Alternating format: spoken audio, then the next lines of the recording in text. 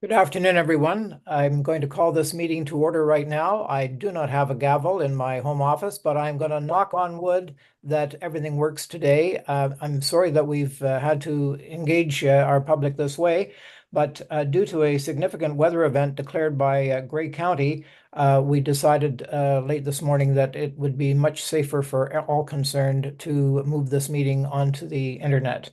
Um, I am pleased that those who wish to are able to watch the meeting via YouTube, our YouTube channel. So calling the meeting to order, I just pass on regrets from Councillor Bell, who's not with us, but we do have quorum. And I'm going to ask Rob Uhrig, Councillor Uhrig, to read our land acknowledgement. Thank you, Mr. Mayor. The municipality of Meaford acknowledges that we are on the traditional lands and treaty territory of the Saugeen Ojibwe Nation, which includes the Chippewas of Nawash Unceded First Nation and the Chippewas of Saugeen First Nation. We also recognize the Métis whose ancestors shared this land and these waters. We extend our gratitude to all Anishinaabe and Métis people and their descendants, past, present, and future, who continue to care for and inhabit these lands and tend these waters. Thank you. Now I'll just ask everyone to join me in a moment of silent reflection on our business today.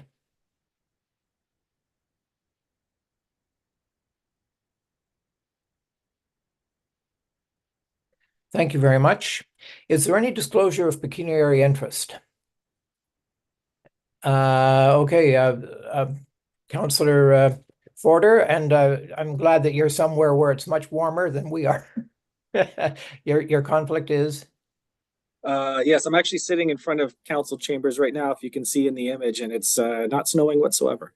I have to declare interest on, it's just for a presentation. It's the Beautiful Joe Park presentation, simply because my personal business, I have a long-standing relationship with them through fundraising efforts and things of that nature.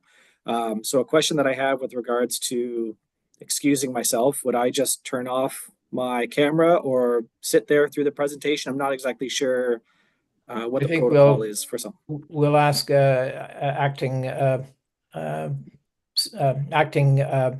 clerk Alex to chime in here, if you don't mind, Alex. Yes, hi, thank you, Mr. Mayor, and through you. Councillor Forder, I think you're fine to just go on mute and turn off your video. I think that's sufficient for excusing yourself from the conversation. Very good, thank you. Thanks.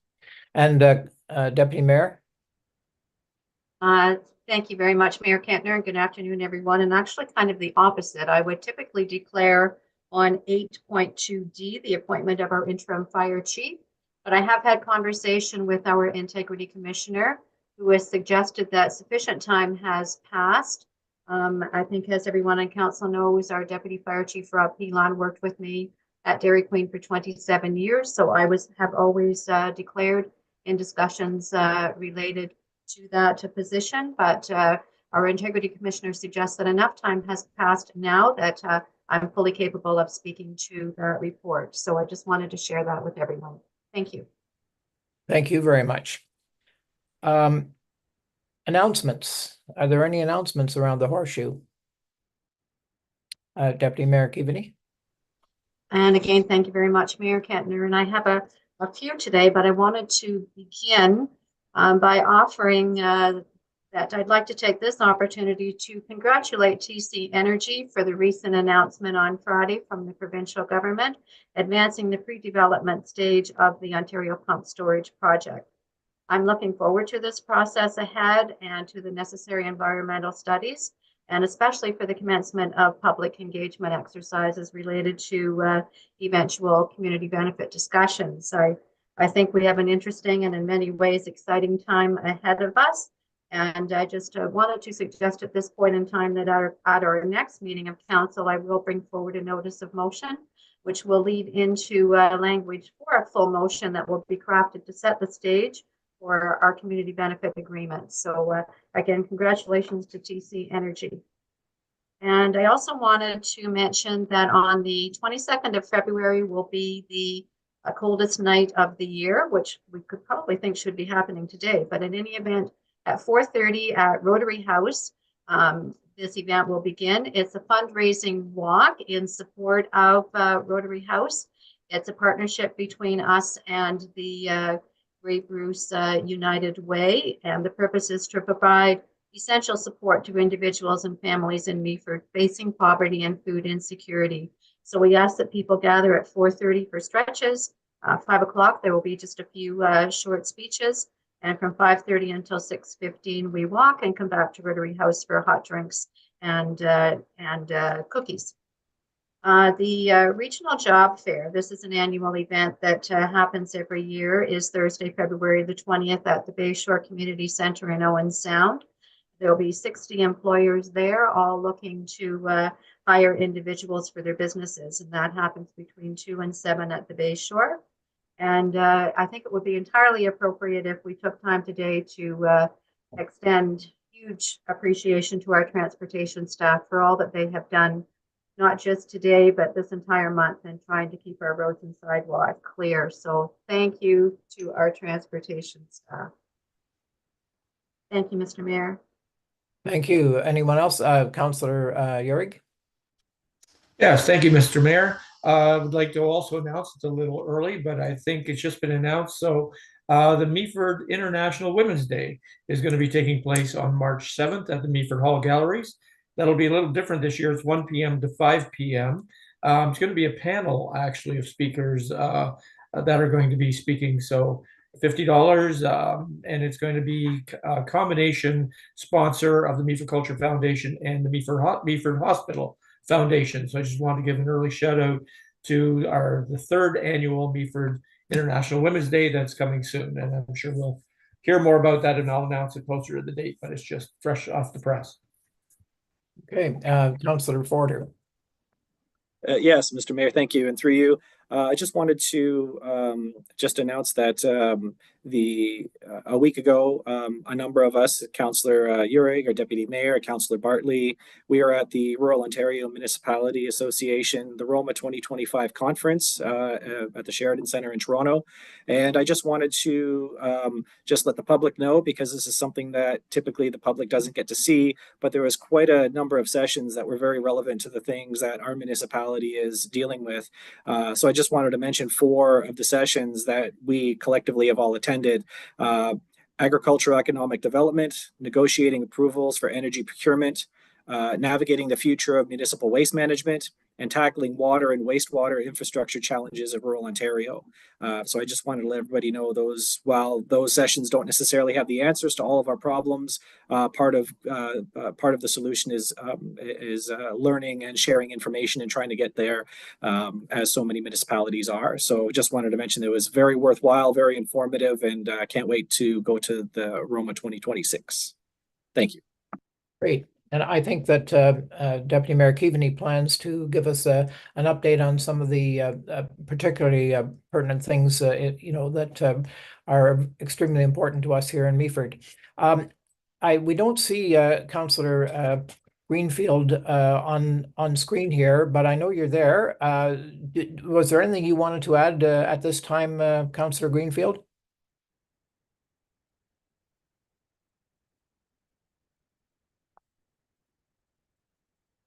So maybe he is not with us.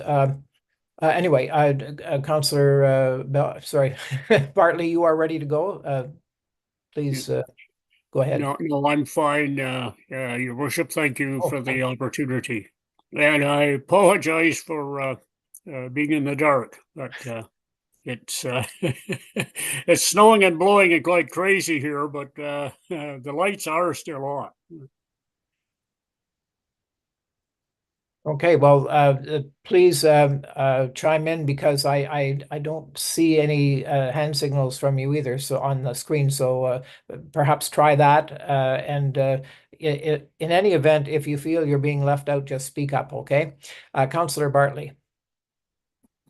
Thank you, Mayor Kettner. Harley, there's a little switch on top of your screen, right on the top of the screen. I flicked that, my camera come on. FYI, I want to thank the municipality for allowing me to go to Roma. It was a great conference. I was really surprised to see how attentive our councillors were. Mr. Yurick seemed to want to go to the front of the room and get involved all the time. It was good to see. Anyways, it wasn't a sanctioned meeting, but I did have a one-on-one meeting for about 15 minutes with Minister Paul Calandra. He's a Minister of Municipal Affairs and Housing. And I was pleading my case on how the septic systems in Ontario are defunct and we're being held ransom for price on it. And at this time, I was going to bring motion forward to stop all growth in our municipality because at $120 million, we couldn't afford it. He begged me not to do that, to get our ducks in a row and come back to him, and he would certainly try to help us out. No promises, but I had a really good audience with him. He's like I said, he's the Minister of Municipal Affairs and Housing, and he's waiting for us to get together and get a hold of him. Thank you. Yes, I hope you told him we have 1,500 houses in the queue. Actually, I told him we had 15. I said we had between 1,500 and 3,000 units that could go ahead in the municipality, but we would have to stop it because we could not afford what they're asking. So, anyways, he listened to me very well. And that's no exaggeration. There are that many units. People have plans for them. How many get built, how fast is something the province should be interested in. Is that it for around the council horseshoe? Is there anyone on the staff side that would like to make any announcements? I see no one. Okay, thank you. Anyway, then we'll move on to public participation. Members of the public are encouraged to provide council with their comments and questions. Presentations must be prearranged with legislative services before the agenda is released and are limited to 10 minutes. If a member of the public wishes to make a deputation on items on the council agenda or to ask a public question of council, they may do so either in person at the chambers or remotely via Zoom, phone or internet. Members of the public wishing to make a deputation or ask a public question must register in advance with Legislative Services, that's the clerk's office, by 10 in the morning on the day of the meeting. And the clerk can be reached at clerk@meaford.ca or by calling 519-538-1060, extension 1110. An email with access information will be sent to those who register for remote participation. Deputations, again, are limited to 5 minutes, public questions to 2 minutes. And we do have a couple of presentations today, and I regret that we're not in person, but I want to welcome our presenters, Linda Stevens and Sharon Manchin, who are going to present on the Beautiful Joe Park accessible pedestrian footbridge. So, ladies, if you're ready to go, why we're looking forward to this.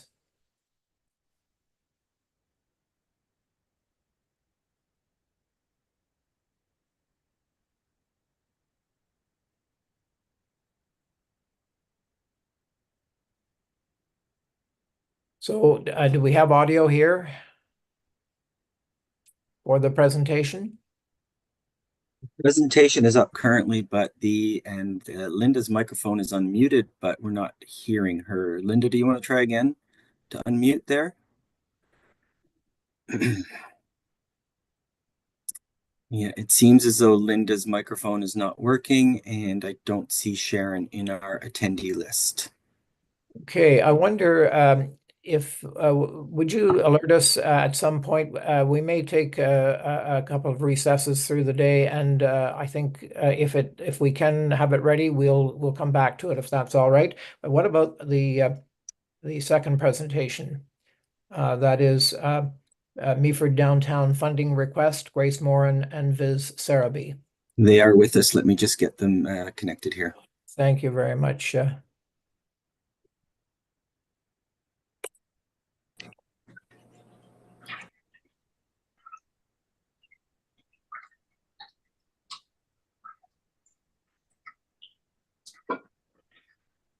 I believe I'm unmuted. Are you able to hear me?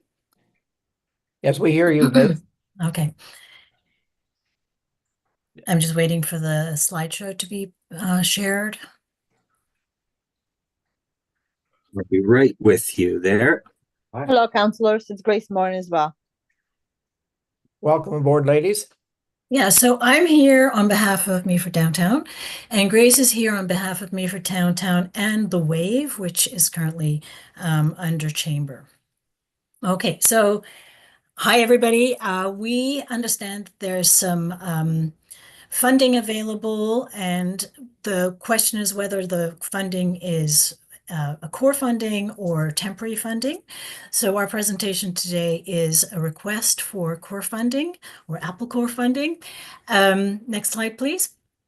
We are called Meaford Downtown, and we exist because we feel strongly that the downtown culture is at risk. There aren't enough people visiting the stores, people don't come downtown, and we are trying to do something to kind of combat that. At the same time, there is no BIA, there's no Main Street, and Chamber is reorganizing. So there's been quite a lot of movement in the not-for-profits and other organizations that actually impact downtown, but we seem to be the only one right now that is still existing, although Chamber is reorganizing. At the same time, our members have limited time and the cost of insurance is high. And the question of money is always up for debate. All the groups are chasing the same pot of money. And we find that there's a lot of time spent by all the groups trying to fundraise. And we since most of our members work, we don't want to spend all of our time fundraising and not a lot of time doing the actual work. So moving to the next slide. This is who we are. We see ourselves as being fun. We're really interested in making the Sykes Street North vibrant. Actually, all the Sykes Streets, we're concentrating on Sykes Street North. We have so far done a bunch of different projects to try and reinvigorate the downtown. So if we move to the next slide. Our sort of the way we see ourselves is Meaford Downtown is a not-for-profit organization dedicated to the rejuvenation of culture and commerce in downtown Meaford through various events and other initiatives.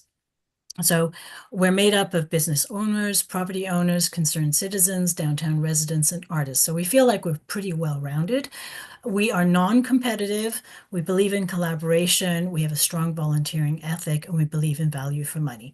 And we feel that we have shown that in the work that we've done so far. So if we've moved to the next slide. They had unmuted me, but I don't know how that works. Or Well, I yeah, but the thing is- unmuted. Sorry, Linda, I've taken your spot for now. We have a certain approach to what we're doing with Meaford Downtown. We kind of came together because we saw many other groups, many other small towns gentrifying and becoming Niagara-on-the-Lake or Collingwood.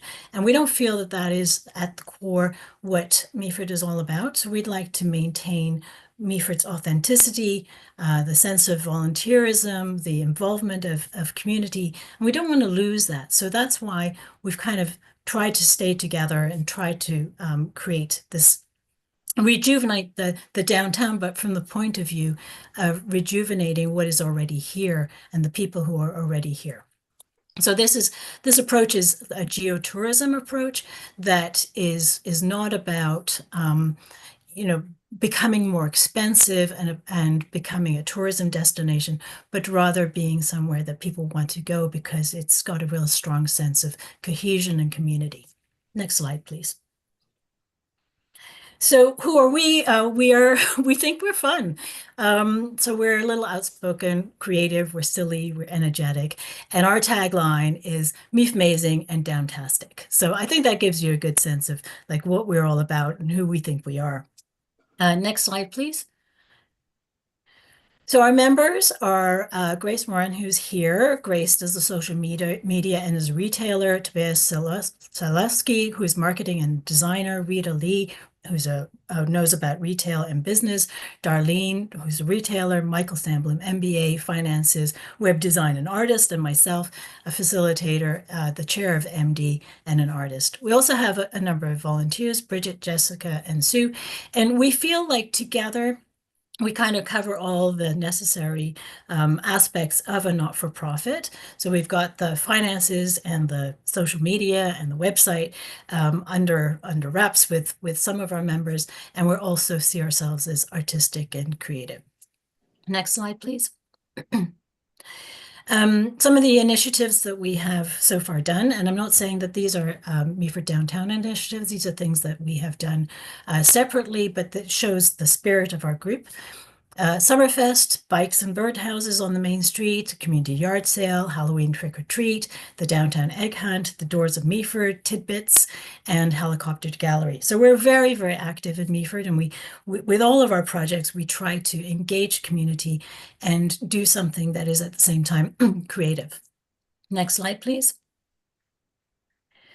So what has MD specifically done? We have launched a popular website. We have a newsletter. We have a solid social media following. We've secured Google Ads through a grant. We have an online merchandise store, and we mounted a successful fundraiser, which was Evening Fest. And we've done this all in the last 9 months. Next slide, please. So good to go through each of those things. So this is the website. It's actually really very popular. It has a whole bunch of different aspects of downtown Meaford sort of covered on the website. So shopping local, we have a visual main street with a business directory. We have a store for our merchandise. We highlight events by ourselves and the other not-for-profit groups around town. We have an artist section, we have a not-for-profit section, and we really try to engage volunteers and volunteering. Next slide, please. So you can see here, this is the website traffic. We started 9 months ago, and you can see on the left-hand side, there's just very little traffic, and you can see that the trend is upwards. We had a huge blimp for Summerfest, and that's highlighted there, but you can see month over month that the engagement with the website is increasing. We have had almost 16,000 views, and that is from 6,700 visitors. So that's pretty engaged given how new this website is. Next slide, please. So we also do a monthly newsletter. We have currently about 500 people that subscribe to our newsletter, and the open rate is 67.9. So an average open rate is around 30%. So this is double that. And it's, people are really engaging with the newsletter, and it's gaining popularity as the months go by. Next slide, please. Our Instagram and social media doing very, very well. We have just over 16,000 followers. We've done 579 posts, and Grace is the person who runs this, and she's very active and keeps everybody informed on what's going on. We also have Facebook. So if we go to the next slide. On Facebook, we have 1,700 followers and also have a fairly large following. Next slide, please. The other thing we've done is to get some Google Ads, and these Google Ads are fantastic. We get them for free because we are a not-for-profit. As long as we're not trying to make money from these ads, we can post quite a lot. So if you go to the next slide, one of the things that we have used Google Ads for is to support Meaford Downtown and volunteering. These go out to interested parties, and they can click on it and learn more. So we're just in the beginning stages of understanding how this all works. So if you go to the next slide, you can see that we're still in the learning phase. We did a Google ad for Christmas shopping and shopping local, and you can see that we're sort of understanding the engagement here. So that's something we want to do a lot more of, and to see how we can engage community in what we're doing and what's happening downtown. Next slide, please. We also are selling Meaford-based merchandise, so shirts and sweaters and sweatshirts with the Meaford logo. And we're going to expand this to try to increase town pride by wearing these shirts. We've noticed that actually since the 150th, there are many people who wear their Meaford merchandise all the time, and that's a really great way of advertising that you love the town. Next slide, please. We have some future ideas. We'd like to do some cross-marketing loyalty cards, welcome wagon tote bags. We'd like to volunteer and collaborate with other organizations or do more of it since we already do some. And we'd like to decorate Sykes streets. We will be also volunteering for other things like Summerfest again, but those will likely run through the Chamber of Commerce for insurance purposes. So the next slide goes through these ideas. The one was the loyalty cards. So we're thinking of, with a minimum purchase at 6 of different establishments, users of these cards could win a prize. The next slide. A welcome basket for real estate agents to give to new residents with coupons, loyalty card samples, brochures, a copy of the Meaford Independent, other welcome gifts, just to welcome them to the town and to get them started right away shopping local. Next slide, please. So our understanding, and we might be wrong about this, but our understanding is that there are limited funds, that there is potentially $15,000 available from what used to be the BIA fund. Actually, I know there's more than that, but for now. So what we're thinking is if we could have 5,000 to Chamber, or rather the Wave, that's operating through Chamber for Summerfest, 1,000 to the Wave operating under Chamber for other events. These are things like poster printing and things like that.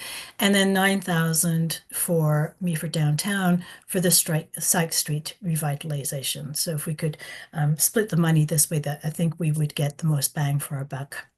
So the next slide goes through what would happen to our budget if we were to be able to get $9,000 through the municipality. So you can see here that we have the projected sources. The sources are sales of our merchandise, a fundraising event, and potentially some donations with the grant. And then our expenses would be to enliven Sykes Street. So that would be around $500 per month for various supplies. So some months might be more, some months might be less, but that we can really make an impact with that money. We'd have our newsletter software, web hosting, shopping local, stickers, toners, tote bags, and then there's legal insurance, accounting, and contingency.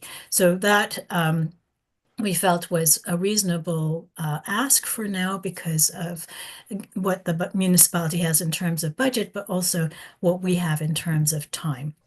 The next slide is the scenario if the municipality was to choose not to give us any money, and that would be fine. It's just we would do much less. So we would not enliven the Sykes Street, we would not do the shop local cards, we would not do stickers and the tote bags. We would just continue with our web hosting and with the merchandise sales. So moving to the next slide.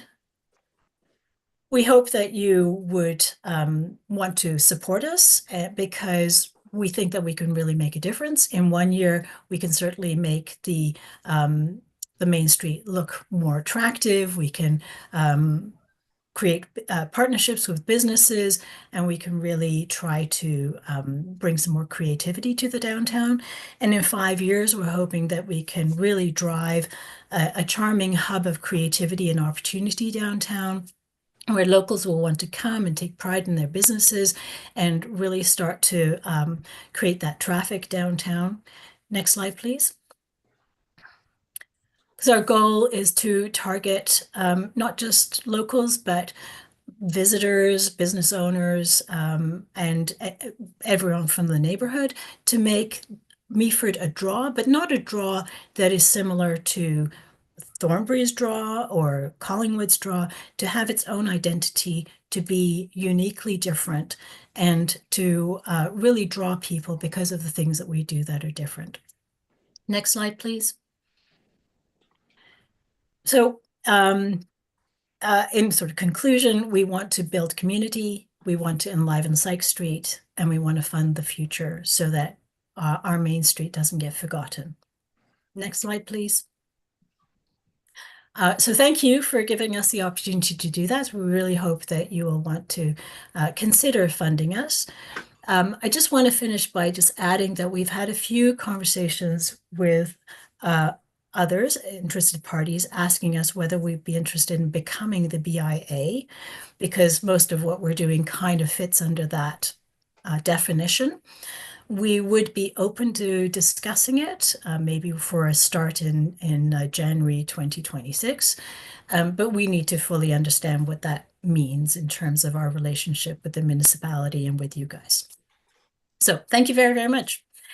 Grace and I are here for questions. I'm here for mainly Meaford Downtown questions, and Grace is here for mainly WAVE questions, but also Meaford Downtown. Thank you, Viz and Grace, and thank you very much for all you've done so far, because it's been truly remarkable and has already, I think, gone a long way to put downtown Meaford on the map. Questions, Councillor Forder? Yes, thank you, Mr. Mayor, and through you. I just want to say that was a great presentation, and thank you, ladies, for that. There's no doubt that your efforts do make an impact in the downtown core of Meaford, and I think all of us here at Council recognize that. So I have a question here. So how will Meaford Downtown ensure long-term sustainability of their initiatives without relying on solely on municipal funding? I see in the slides that it doesn't seem that fundraising is a big factor. So how, as a nonprofit, do you intend to maintain your sustainability without any fundraising efforts? That's a really good question. So that's actually our conversations about becoming the BIA kind of would take care of that. If there's a levy on downtown businesses, that would be our fundraising. We do not want to spend all our time fundraising. And I think that is the core, one of the messages that we want to communicate through this presentation, is that we could spend all of our time fundraising and not doing the work. We don't have the time to do both. So if we're fundraising, we're not doing the work. So if the municipality wants to give us some money somehow, that'd be fantastic. Then we'll do the work. If the municipality does not want to give us any money, we will not do the work, right? So that's kind of where we stand right now. And also to add, I mean, kind of going back 2-3 years ago, and Summerfest costing $1,200 for a one-day event.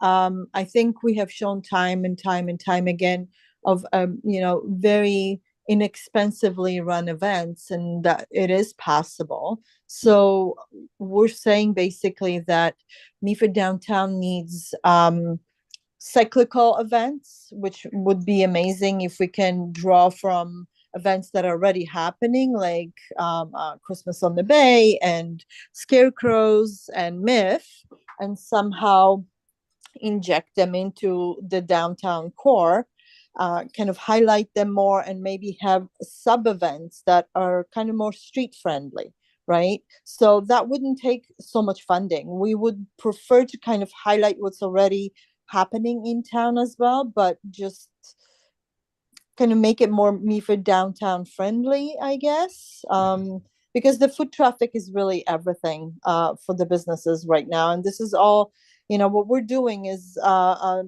economic development. So we don't see ourselves as a community welfare group or community wellness group. We see ourselves as economic development group. And so we do need funding for that, even if it's small amount, like $10,000 per year, to do these things. And we're more than happy to show how the funds have been used. And we have absolutely no problem with, a December or November showcasing how the funds have been spent. I hope that explains everything. Yeah, I just want to add to that. So there is no fundraising. So we have our merch, which we made a few thousand from our merchandise. And if we were not to work with the municipality in terms of getting some money, the merch is enough to pay for the website, right? So that's where we would sit. Deputy Mayor Keaveney? Thank you, Mayor Kentner. And I just wanted to also add a great presentation, Biz and Grace, and thank you for all the many wonderful events that you have created for our downtown. You're really making a difference. And I appreciate your suggestion that, you know, you would give consideration to the recreation of a BIA in downtown Meaford. I agree. I think that's something that we would need to consider. We would have to understand all the steps involved in that, which would take some time. But I just wanted to add that we have budget days coming up on the 6th and the 11th of February. So please know that we will be discussing your presentation at that time and making decisions as to whether or not we can find the funds to add your request into our budget. So just be patient with us for a little while, and we'll get back to you. But thank you so much for being with us today and for all you're doing. Thank you.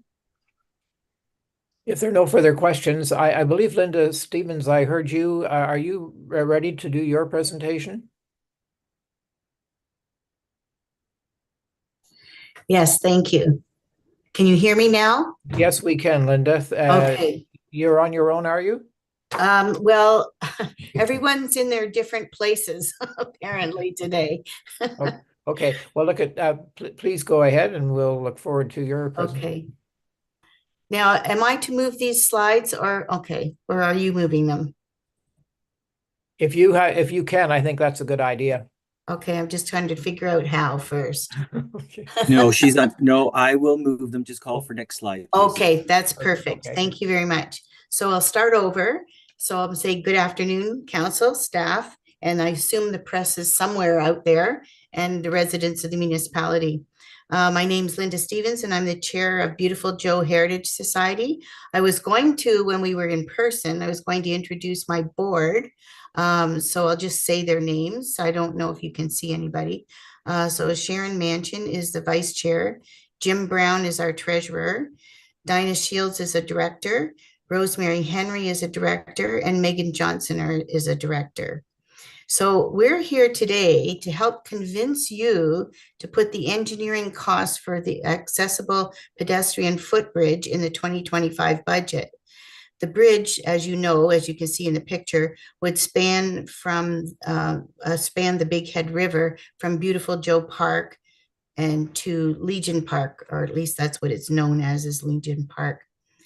Next slide, please. The park, I believe, is your only park that is not accessible. The steep driveway and unsafe steps at the back make it unsafe for pedestrians. Could you push the next slide, please? Thank you. You can see the slope there. My understanding is that 2025 is to be the year that municipalities are now accessible, and we're in that year right now. So it started in, next slide, please. It started in 2011 when it was noted by residents and visitors alike that the driveway is not accessible for many pedestrians, especially those with rollators, walkers, wheelchairs. Even motorized wheelchairs are not safe going up or down that driveway. Going down is pretty easy, but getting up is not. We're not getting younger, and we've seen many mishaps already. We did an accessibility study in 2011 with a public survey that was approved by council at the time, but it went nowhere. Next slide, please. In 2019, Canada Day was our last adventure in the park due to unsafe conditions for large vehicles and pedestrians alike. We met with staff to try and figure out how to make this happen, and it went nowhere. That's the next slide, please. We decided to investigate on our own and visited a little place called Terra. I think many of you know where that is, where we found the bridge of our dreams. Next slide, please. The company that quoted us was $130,000 for the bridge part. So we decided to start fundraising for it to help you with the costs. That photo there was just someone that was passing by. We managed to get a picture of them on the Terra Bridge, and that was pretty well what we were looking at. Today, we've raised $115 of the $130,000. Residents, visiting tourists, and people outside of Canada have contributed to this fund. We received a large donation recently, which will be announced in the next week. Responses to our fundraising have been amazing. Next slide, please. The lack of accessibility has hindered us from utilizing the full benefits of this downtown park. Tourist buses have refused to go down the driveway on either park, and larger vehicles like the one at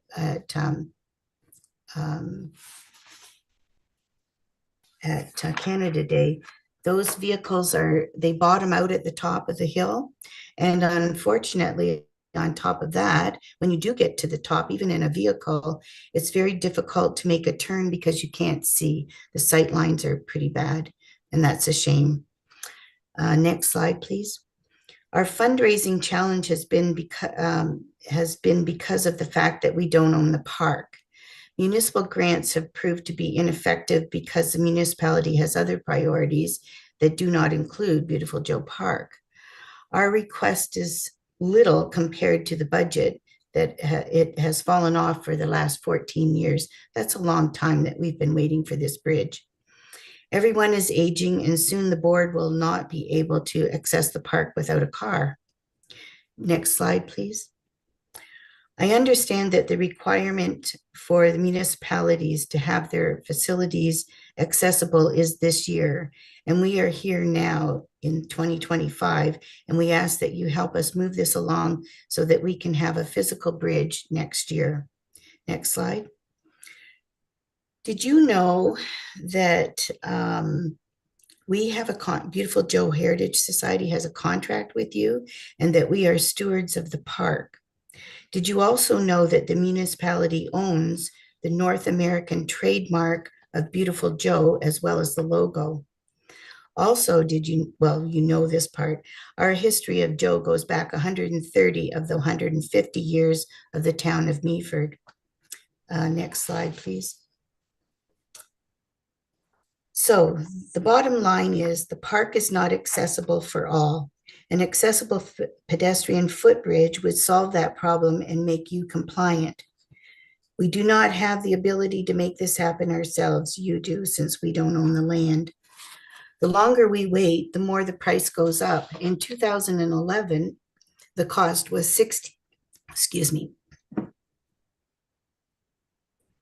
In 2011, the cost for the bridge itself was $68,000. In 2020, it was $130,000, and as in 2024 now, it's gone up to $170,000 plus. Beautiful Joe Heritage Society is entrusted by its donors to get this bridge built and put up for all to use in their lifetime, so that they can fully enjoy the park. We would encourage you to come for a private tour of the park in the better weather, of course, so that you can better experience the value of your property and its importance to its users, both residents and tourists alike. We could do a lot more with the park with an accessible pedestrian bridge. Again, we ask that you include the engineering costs in this 2025 budget so that construction and installation can be achieved next year in 2026. Please help us make this happen. Thank you, and I'll take any questions. Thank you very much, Linda. Greatly appreciate all your efforts over the years on this. Questions from council? I need to get rid of the last slide, I think. Yeah. Is that Harley with his hand up? Yes, thank you. We're having trouble with your sound too, Harley.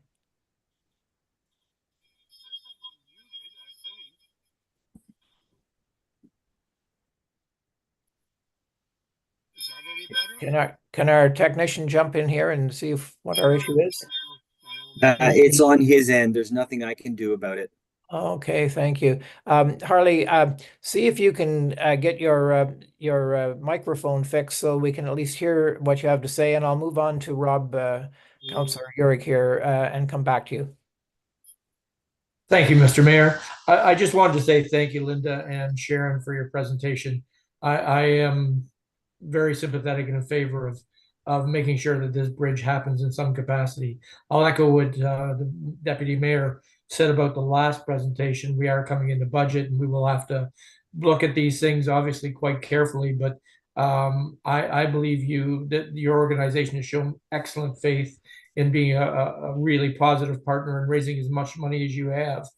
It's also really disturbing, much like our wastewater plant, how much costs have accelerated since COVID happened. But I just want you to know I thank you for everything you do. I believe that this is one of Meaford's Park. You're right, AODA was supposed to be enforced by January 1st, 2025. So I believe we need to do our part as well. So hopefully we can help you out. Thank you.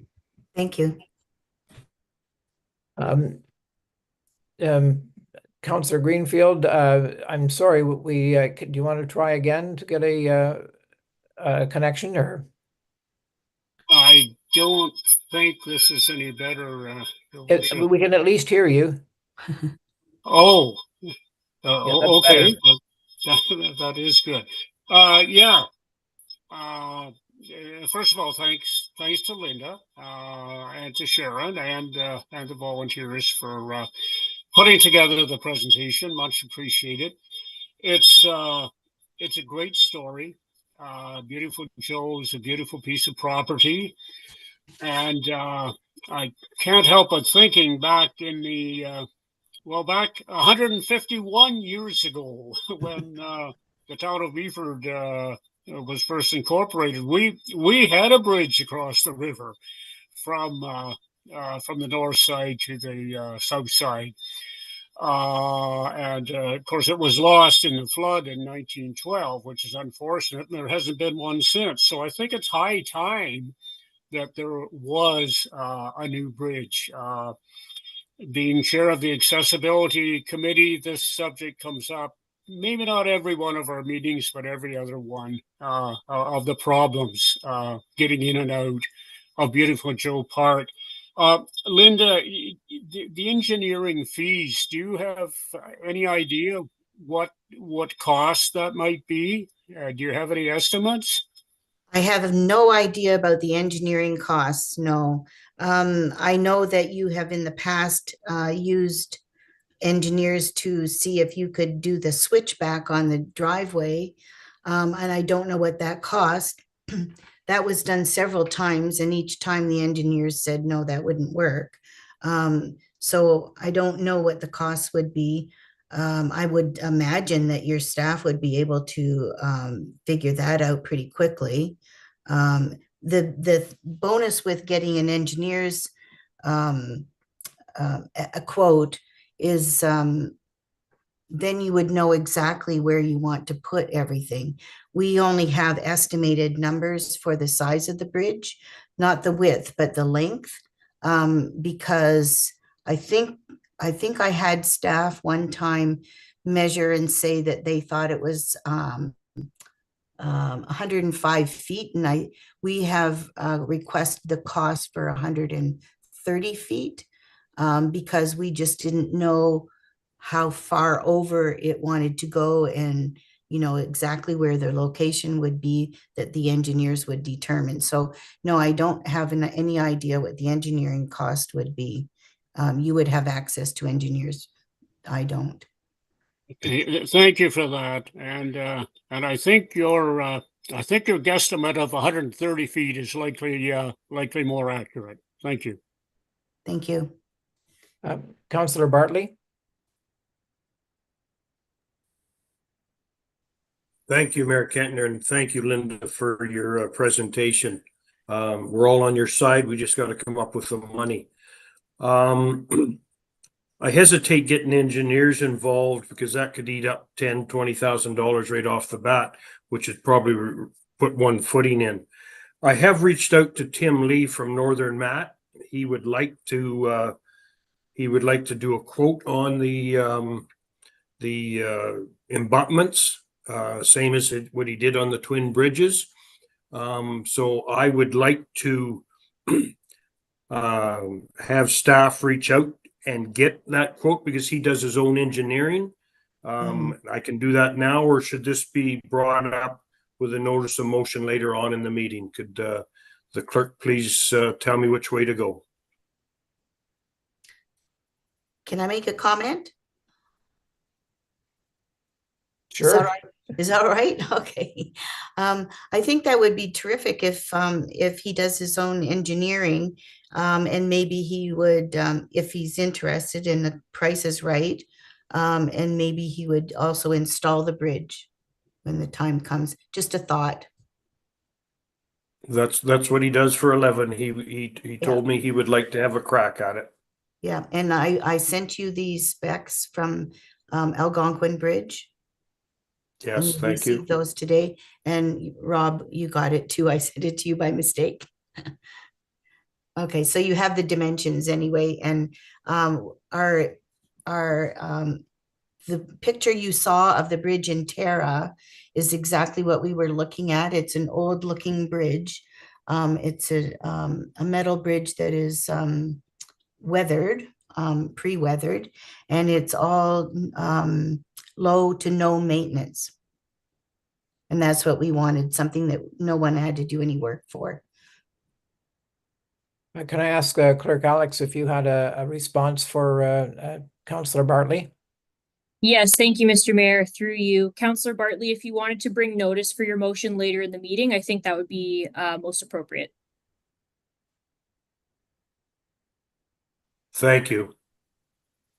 Okay, well, if there's no more questions for Linda, thank you again very much for the presentation. And, you know, we are all aligned on the subject of beautiful Joe Park and the need for the bridge. Are there any, there are no public questions and no deputations. So I think I'm going to move on to council inquiries. Any council inquiries? Deputy Mayor Keaveney. Thank you, Mayor Kentner. And I did have one, and I'm delighted that Director Meaford is joining us today because I think this might be hers to answer. I'm wondering if we have any sense when we might see the Amy report that will outline for us the current capacity that's remaining at our wastewater plant.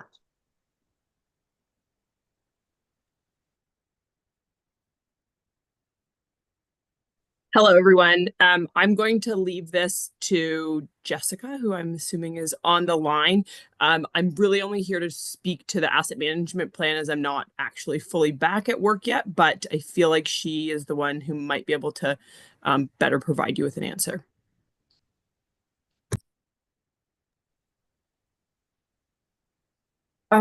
Jessica is not on the line.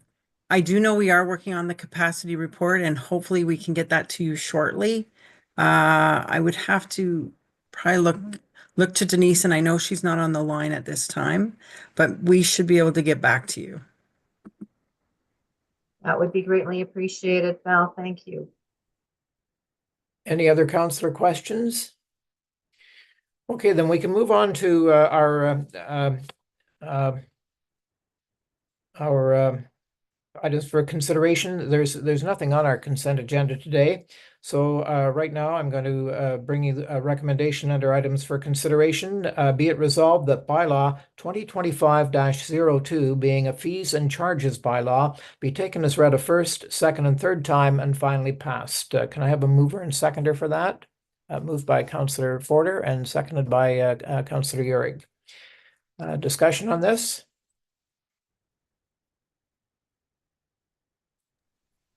I want to say that's Councillor Greenfield. Thank you, Your Worship. Am I coming through this time? Yes, that's better. Good. Yes, I just have one question. It's the fees charged for towers, and I'm not sure which page that's on, but we talked briefly about this before. The fee for a tower, a communications tower, I'm assuming, would be one of them. that would be on the list is $645.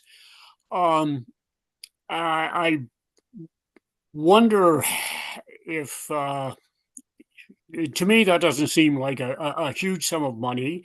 I think these towers do have income potential, and I guess the question I wanted to ask Valerie, our treasurer, what do we get for taxes year by year, or do we get anything after the initial expense is submitted? I believe there's a commercial component to towers. But I'd like to look further at that. But I also can tell you that there is only one communications tower that I know of that we get paid for, and it's around, I don't know, $3,000 that we receive money for currently that I know of. Okay, thanks for that. If I could chime in briefly there, I think the last tower I put up was at least 20 years ago, but I can tell you that 750 would be that was about the going rate, or $1,000 at that time. So and if we are getting $3,000 for a tower on a regular basis, that they must be on our land and they're renting it from us. And again, that would be a pretty paltry sum. I think Councillor Bartley is next, and then Tori. Thank you, Mayor Kettner. Looking at those sewer and water rates, I see they're going up 8%. We recently accepted a report from a consulting firm about a 10-year plan moving forward with rates, which I did not like, and we were going to maybe relook at that. Can you tell me whether that full policy from that consulting is in place, or are we're going 8% this year and then we're going to talk about it?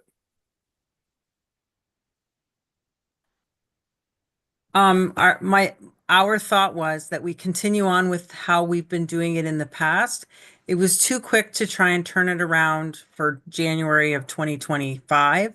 So I think, say July, we'll have to figure out if we need to revisit the whole plan, because they were changing rates for commercial and residential. There was going to be a price change. So I wanted to look at it a little further. So we've just carried on with what we've done in the past. I appreciate that. We were going to dump the majority of the cost onto commercial after a few years, and I would like it brought back and we can rediscuss all that, but I'm happy with the way the rates are in the report today. Tori, I believe you have a question or a comment. Yeah, thank you, Your Worship. I was just going to mention that it looks like there's an additional item on page 2 for telecommunication towers consultation. So I don't know if that plays into it, but it's for $2,800 plus external fees. So maybe that's where the other fees are coming from. Deputy Mayor Keaveney. Thank you, Mr. Mayor. A question relating to the planning fees, and it's a little bit tied into our budget discussion, but I see when we get into the budget that there is still a considerable deficit in planning of close to $275,000. And I know that we have significantly increased these planning costs already, but I'm just wondering if staff feel that they are in line with our neighboring communities, or is there anything more we can do with these fees to prevent us from having such a significant deficit in planning?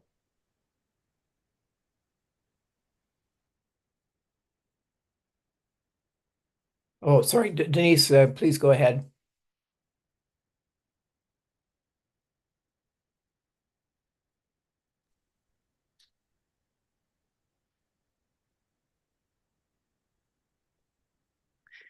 Thank you very much. Can you hear me? Yep, we can. Sorry, I was accidentally muting myself earlier in another meeting, so I just want to make sure I was heard there. So Thank you for the question that the deputy mayor asked.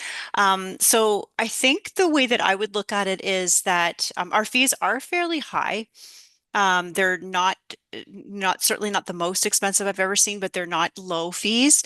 But the way I would look at it is the majority of the work that planning services does isn't necessarily related to applications. And so the normal way that planning services among lots of municipalities works is they're funded by the tax base for a portion of the work.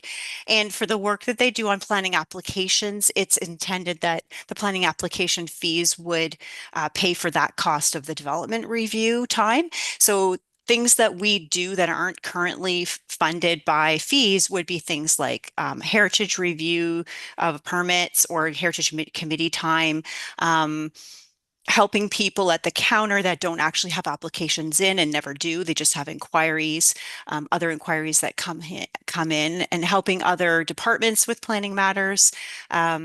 Policy development, zoning updates, things like that don't have fees associated. So they are funded by the tax base as part of services we provide the municipality, if that makes sense. And every municipality decides what is fair, whether it's 50% or 40% or something like that. I think one year it did try to operate in a neutral, revenue neutral manner. However, the issue with that would mean that all of those other services we provide, developers would actually be paying for because they'd be paying for all the time. So if a developer of a zoning amendment or even a subdivision comes in, they're actually paying for the time that we give out freely to residents and internally for other matters, including policy development. Does that answer your question, Deputy Mayor? Mr. Mayor, thank you very much, Denise. I really appreciate that explanation. And yes, that does help a lot. Are there any further questions? If not, I'm going to call the vote. All in favor? And yeah, can I see hands here? And so I think we have a majority there. Thank you very much. That's passed. Next item here is the recommendation is that Council of the Municipality of Meaford, 1, accept the Mitchell-Henry Municipal Drain 2024 report dated October 16, 2024, prepared and presented by Jeremy Taylor, Planning Engineer, Project Manager Engineer of R.J. Burnside and Associates Limited. And 2, that bylaw 2025-03, being a provisional bylaw to provide for drainage works in the municipality of Meaford, known as the Mitchell-Henry Municipal Drain 2024, be taken as read a first and second time. And 3, appoint 3 councillors to sit on the Court of Revision. And the Court of Revision will be held on February 26, 2025. I need a mover and seconder for this. Moved by Councillor Forder, seconded by Deputy Mayor Keaveney. And I'm going to tell you that Jeremy Taylor, the project engineer from R.J. Burnside, is available online for questions if we have some for him. And then we'll talk about how we get 3 appointees to the Court of Revision. Deputy Mayor? Thank you very much, Mr. Mayor. And I'm sorry Jessica isn't with us today, but I'm sure Jeremy can help. Just want to make sure I have clarity on what we're being asked to do here today. So we understand that we do not have agreement amongst the 3 parties, Mitchell-Henry and the 2 neighbors, Mr. Davenport and Mr. Lipset. So if we move this forward today, then the next step is the appeal process, where that issue will be decided. Or if we don't move this forward today, and recognizing again that there is no agreement, what would be the process for these 3 individuals to sort out their differences? They would need to do that on their own and then come back to council with an understanding that they have created an agreement that they're all happy with. I'm just concerned that we don't have agreement from the 3 parties involved here in this request to go forward with. So I'll look forward to Jeremy's thoughts. Very good. Everybody can hear me? We can, Jeremy. Very good. Well, thank you very much, Mayor. And through you to answer the question to the Deputy Mayor. So I believe the first question you had is passing the report, even though the landowners may not all necessarily agree. And I believe that the part that they're not maybe necessarily agreeing on is the costs and the process for it. And that can happen on a municipal drain. We don't always have everyone agreeing with our assessments, which is part of the report. And they have the right to appeal that through either first the court of revision, and if they're not happy with their appeal at that point, then they can go on to a tribunal appeal about the court of revision, or sorry, about the assessment. So as far as asking them or sending the report back and seeing if the landowner can come up with agreement on their own, my understanding from the process and from our discussions and information meeting is that the landowners have tried, or at least one of the landowners has tried to work with the other ones in coming up with what's called a mutual agreement drain, which happens outside of an engineer being appointment. They try to work together to come to a solution, and they have not been able to. So a petition's been signed to have this process of a municipal drain started. And basically this is the result of that process, is coming up with a report. The assessments that are in that report are the opinions of myself through our firm, and have reviewed the situation and following the Drainage Act to assess it. And the opportunity for the landowners to appeal that or ask for changes comes through the court of revision, which is the next step.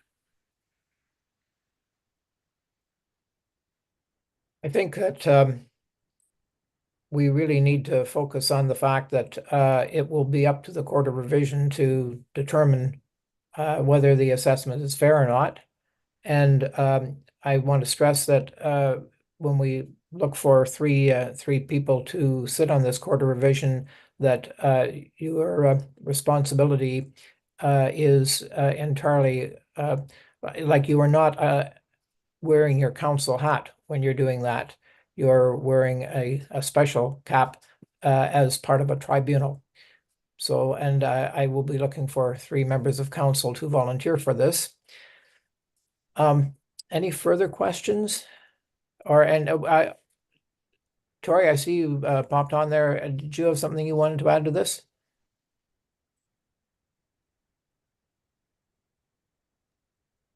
Sorry, no, I think it just might have been an error. Okay, and I'm just going to ask maybe our clerk Alex if I have stated this properly. I think that I think we have to try and allow the process to continue. Otherwise, I think a lot of time and energy and money has already been spent trying to resolve a problem that won't get resolved without a decision. Sorry, Councillor Bartley.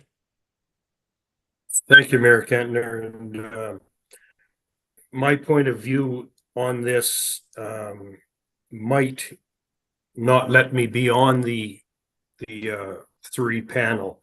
I feel that the work done by Mitchell Henry should be his cost only. It shouldn't be put on to other neighbors. So that would like jury duty, that would eliminate me from the panel. I think it is the municipality's responsibility now that it has gone to a municipal drain. I'm going to ask the consultant or the engineer, is what I said true, that I would not be a good person for this panel? Through you, Mayor, and to answer your question, Councillor, yes, the people, as you're sitting on the court of revision, you don't want to necessarily go in with preconceived decision. You want to hear the logic that it put together with the assessments, and then you also want to hear it's up to the landowners to appeal it, and they present their case for it as well. So you really want to base it on what is presented at that meeting. Making a decision before we get to the court of revision, with the analogy you've used about a juror and making your mind up before the case starts, is probably a similar way to look at it. And as the mayor has mentioned, your hat that you put on there is separate from a councillor hat. Or a mayor or a council hat. It's called the court of revision, and you're there to hear the case and to be an impartial jury of 3 to hear the assessments and the logic that's presented to you. It can be changed at a court revision. When I tell the same thing to landowners at our meetings, their information meetings, and if you feel your assessments are too high and you go to an appeal, give the 3 members of the court of revision the reasoning, and the other part of the process is the dollars that are there have to be moved to one of the other landowners within the watershed. So you have to be impartial that way as well, and follow the logic that's presented to you. Thank you. Are there any further questions?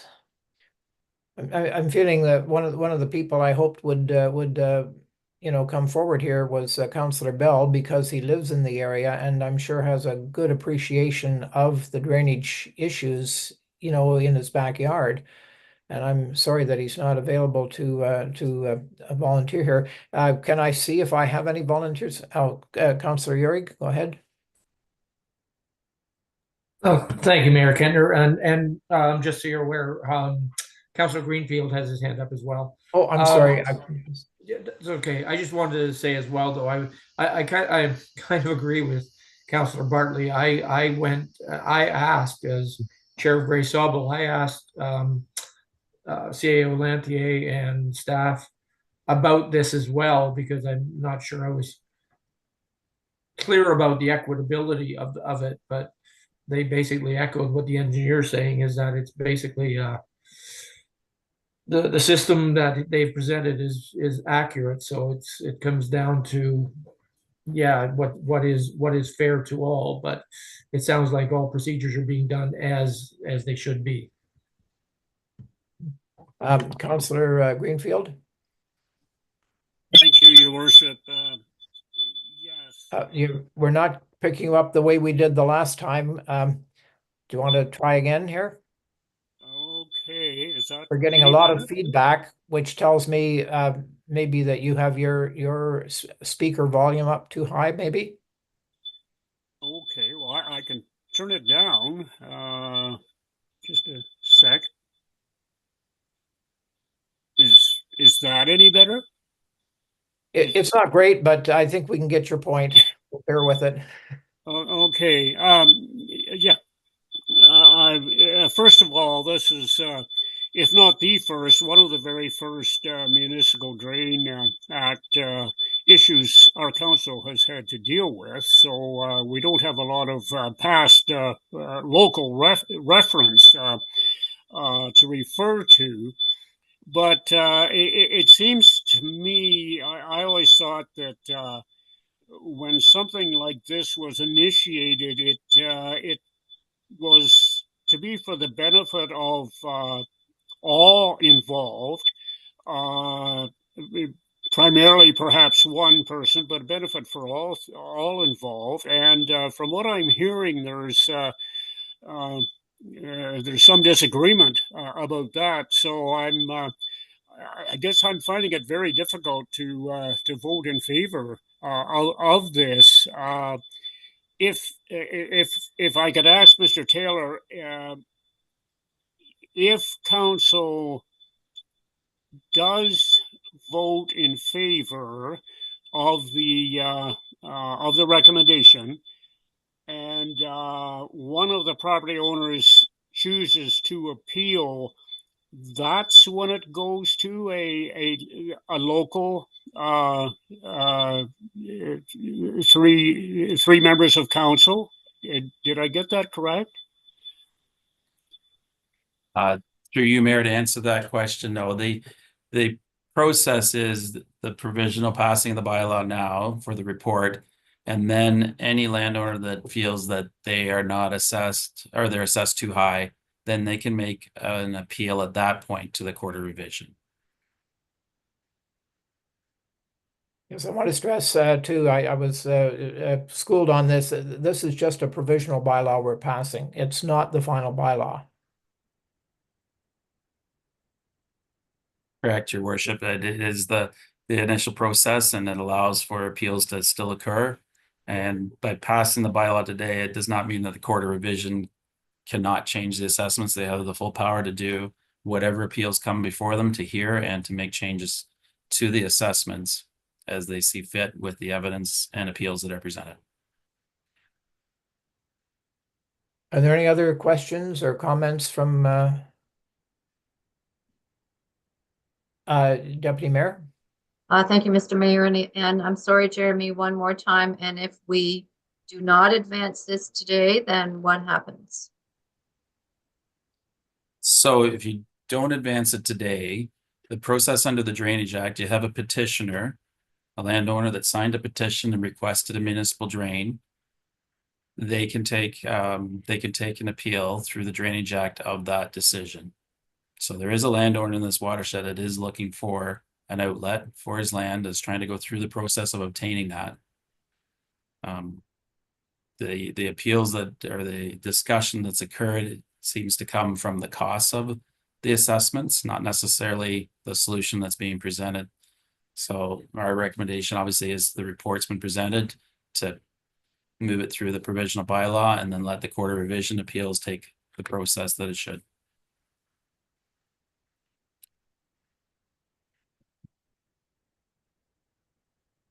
I think it's pretty clear. Oh, sorry, Alex, would you have some help here too? Yes, thank you, Mr. Mayor. I'm going to do my absolute best because I am also new with Drainage Act stuff. So just from what I've done in my own research, I do also want to remind council that back in 2022 is when this came forward, and council appointed Jeremy Taylor and RJ Burnside to actually prepare the report. So council is looking at the report and they're being asked today if this represents a legal outlet. That is the question with regards to the report. Is this a legal outlet? So that's the question with regards to that piece. To clarify, to sort of piggyback off of what Mr. Mayor had said, this is a provisional bylaw. So it's more or less a temporary bylaw so that we can move this forward. And by move this forward, it means so that we can go through those channels where if one of the landowners would like to appeal their assessment, they can. And that's what the Court of Revision will see. So the Court of Revision is going to be a body made up of 3 counselors. It can also be made up of members of the public. But in this case, we're going to have 3 counselors sit on the Court of Revision. We've also picked a date based on the prescribed timelines. So once council passes the bylaw today, I will send notice to the landowners tomorrow about the Court of Revision, and I'll give them instructions on how they can appeal their assessment. The Court of Revision will review assessments and they will have the ability to make changes. Court of Revision. I think I said Court of Revision. I was talking to Sid Vanderveen as well. And he is going to offer support to council with regards to the Court of Revision. So on the 26th, we're going to have about a 2-hour training, Drainage Act and Court of Revision training. And Sid is actually going to stay during the Court of Revision for questions from all landowners and council members who are sitting on the Court of Revision. So those are just some things to think about in terms of support. To my knowledge, this is the municipality's first drain. So I think that Court of Revision meeting, I think all of council should come and even sit in the audience just to learn. Another reminder as well, because I know there's again concerns about prices for the cost for the landowners. I think that's what council's concerned about. I'm not quite sure, but that's what I think. So again, the landowners will have the opportunity for appeals at the Court of Revision. That is their avenue to do so. Another reminder too is they have been a part of this process from time and time again. Like this isn't new to the landowners. I believe there's been a few meetings now with Mr. Taylor. Correct me if I'm wrong. But there has been opportunity for feedback along the way. So it's been a very inclusive process, and there's still multiple different avenues for appeals or if there's any other issues in that sense. So the next step is, so it's provisional bylaw. Is this a legal outlet? And then we're setting up the Court of Revision. We need 3 council members to sit on the Court of Revision, not as council, but as part of that sort of tribunal setting to hear any appeals should we get any. Does that make sense? And did I speak correctly, Mr. Taylor? Yes, you did, Alex. That was exactly the process in the training session that you mentioned ahead of time is probably well served. And we've offered that, or that's occurred at other municipalities as well. New council Yes. members do it, or new councils go through the process Yes. as well. So Yeah, so I just wanted to sort of simplify it a little bit, in terms of there are the correct avenues and there are the right channels for those folks who are not satisfied with their assessment. And as Mr. Taylor mentioned, this happens all the time. We're dealing with different people who are all sort of involved here. Not everyone's going to agree, and that's okay. That happens. But we do need to sort of follow the steps. And again, like Mr. Mayor said, this is a provisional bylaw we're passing today. So this bylaw does come back to council at a later date for final passing. So there's a few more steps we need to go through. Thank you. Thank you very much, Alex. Councillor Urick? Thank you, Mr. Mayor, and thank you, Alex, for the explanation. I agree. This is due process. Again, talking to GSCA, this is part of the process, and I also agree with you that there are two recourses for the dissatisfied parties to appeal. So this is not final. According to that, I would be willing to stand. My question, though, to Alex was: so you said the 26th. You were referring to February 26th, Alex, would be the training day, and that would that also be the actual day of decision, or is that another day? If I may, Mr. Mayor, through you. So February 26th is the day that we're going to have the Court of Revision. That is because it's a prescribed timeline. So we have to have the Court of Revision sit between 20 and 30 days of this provisional bylaw passing. So that's why the date was selected. The training with Sid, we chatted about it this morning, and we thought it would be best to have it on the same day right before, so it's easy to digest the information, and then while it's relevant, you can put it into practice.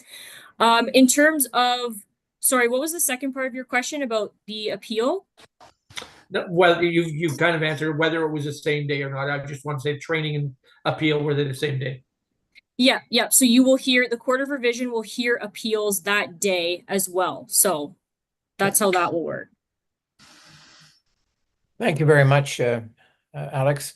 So were you on the point of saying that you would stand for to serve on the Court of Revision, Councillor Urick? Yes, I did say that as well.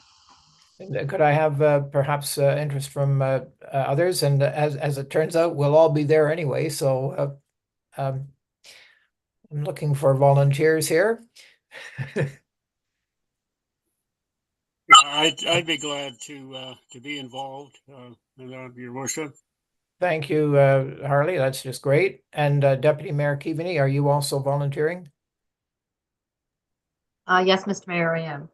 Well, thank you very kindly. You've made my life a lot easier today, and I think that we'll all benefit from what we learn from the instruction we get on this. It is complicated, but I think it's fair, and it's a process, and we are moving that process ahead. That's all we're doing here, and so I'm going to call the vote, if I may. I should ask. Alex, do we need to vote on who is going to be on this panel, or simply accept them? Because I don't see any alternatives to those who have volunteered. No, so we're fine. I've just plugged in, I've recorded who volunteered. So we have Councillor Urick, Councillor Greenfield, and Deputy Mayor Keaveney. If you want to reread the resolution, you can. If not, I think we're fine for just an all in favor. I think everyone understands we're passing a provisional bylaw and setting up a panel for the Court of Revision on February 26th. All in favor? And I am seeing a majority. Thank you very much. Moving on, our next item on this part of the agenda is recommendation be it resolved that bylaw 2025-4, being a bylaw to appoint an interim chief administration officer, be taken read a first, second, and third time and finally passed. Can I have a mover and seconder? Moved by Councillor Forder, seconded by Deputy Mayor Keaveney. Any discussion? I think that people know that it's Val Manning, our treasurer, who is going to step into this critical role in an interim here. All in favor? That's unanimous. Thank you very much.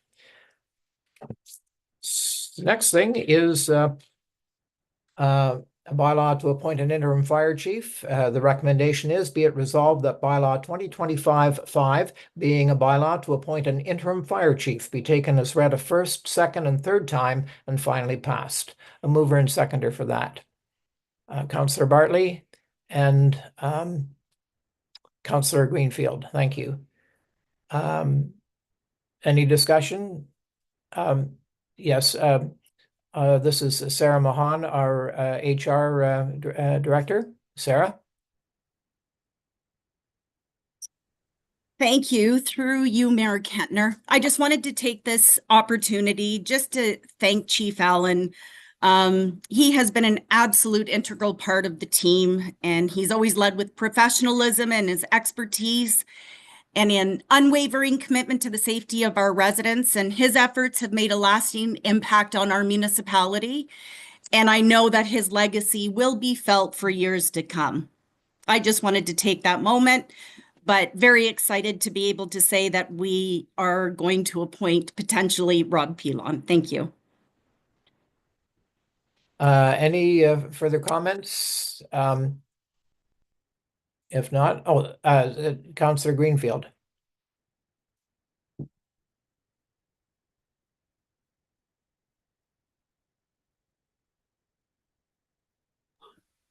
Yeah, thank you, Your Worship. And I just wanted to add that I wholeheartedly agree with this appointment.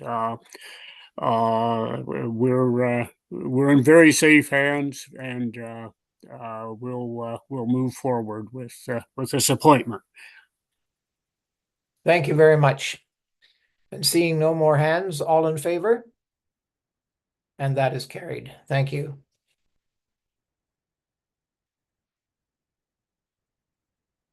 Now, the next recommendation is that council supports a recommendation to the County of Grey to grant draft plan approval of subdivision, County File 42T 2024-1, subject to the draft plan conditions attached to Staff Report Development 2025-1.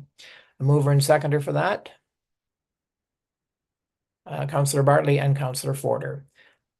Discussion on this. This is the Miller Street draft plan of subdivision. Deputy Mayor Keaveney. Thank you, Mr. Mayor. I have two questions, if I may. Firstly, I'm wondering about the water table issues, if those have been sufficiently dealt with, because we heard from residents at the public meeting about the challenges with drainage, and having lived up there for 20 years myself, I can fully understand those concerns. So I guess I'll give both my questions, and then whoever is able to respond can do so. On page 15, the reference is to Bell Canada facilities. And I'm just wondering, in this day and age, there are so many other providers, but yet we always reference Bell. So I'm just kind of wondering why that is, and if other providers are also part of that process.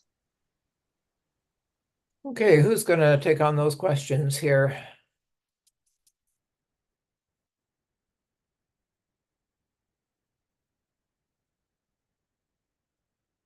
Oh, sorry. Denise, I see your hand up now. Thank you. Denise McCarl.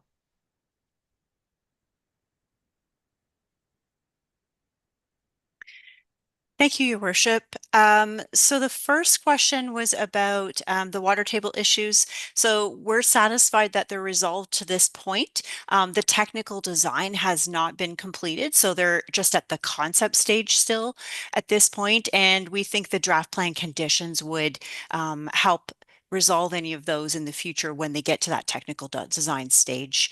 It may mean that they will be slab on grade. It may mean changing the elevation of some of the units. We'll find that out more once they get into the design stage. The second part about Bell Canada facilities, I think it's because of the fact that the Planning Act actually requires us to recognize certain utilities and telecommunications because of the lines that they have. We do see that some subdivisions are putting in fiber optics into their subdivisions, and that we wouldn't preclude that. It was just more for the draft plan conditions, and it's based on the county's template that they have. Does that answer both questions, Shirley? Mr. Mayor, yes, thank you. Who's next? I thought I saw some other hands up. No other questions? You ready to vote? All in favor? And that is carried. Thank you very much.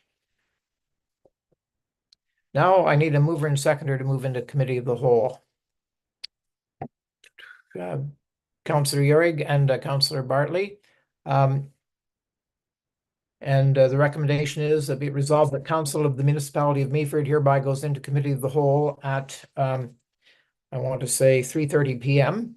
Would you like a short recess here at this point? Why don't I call a 5-minute recess here and we'll rejoin you at 3:35.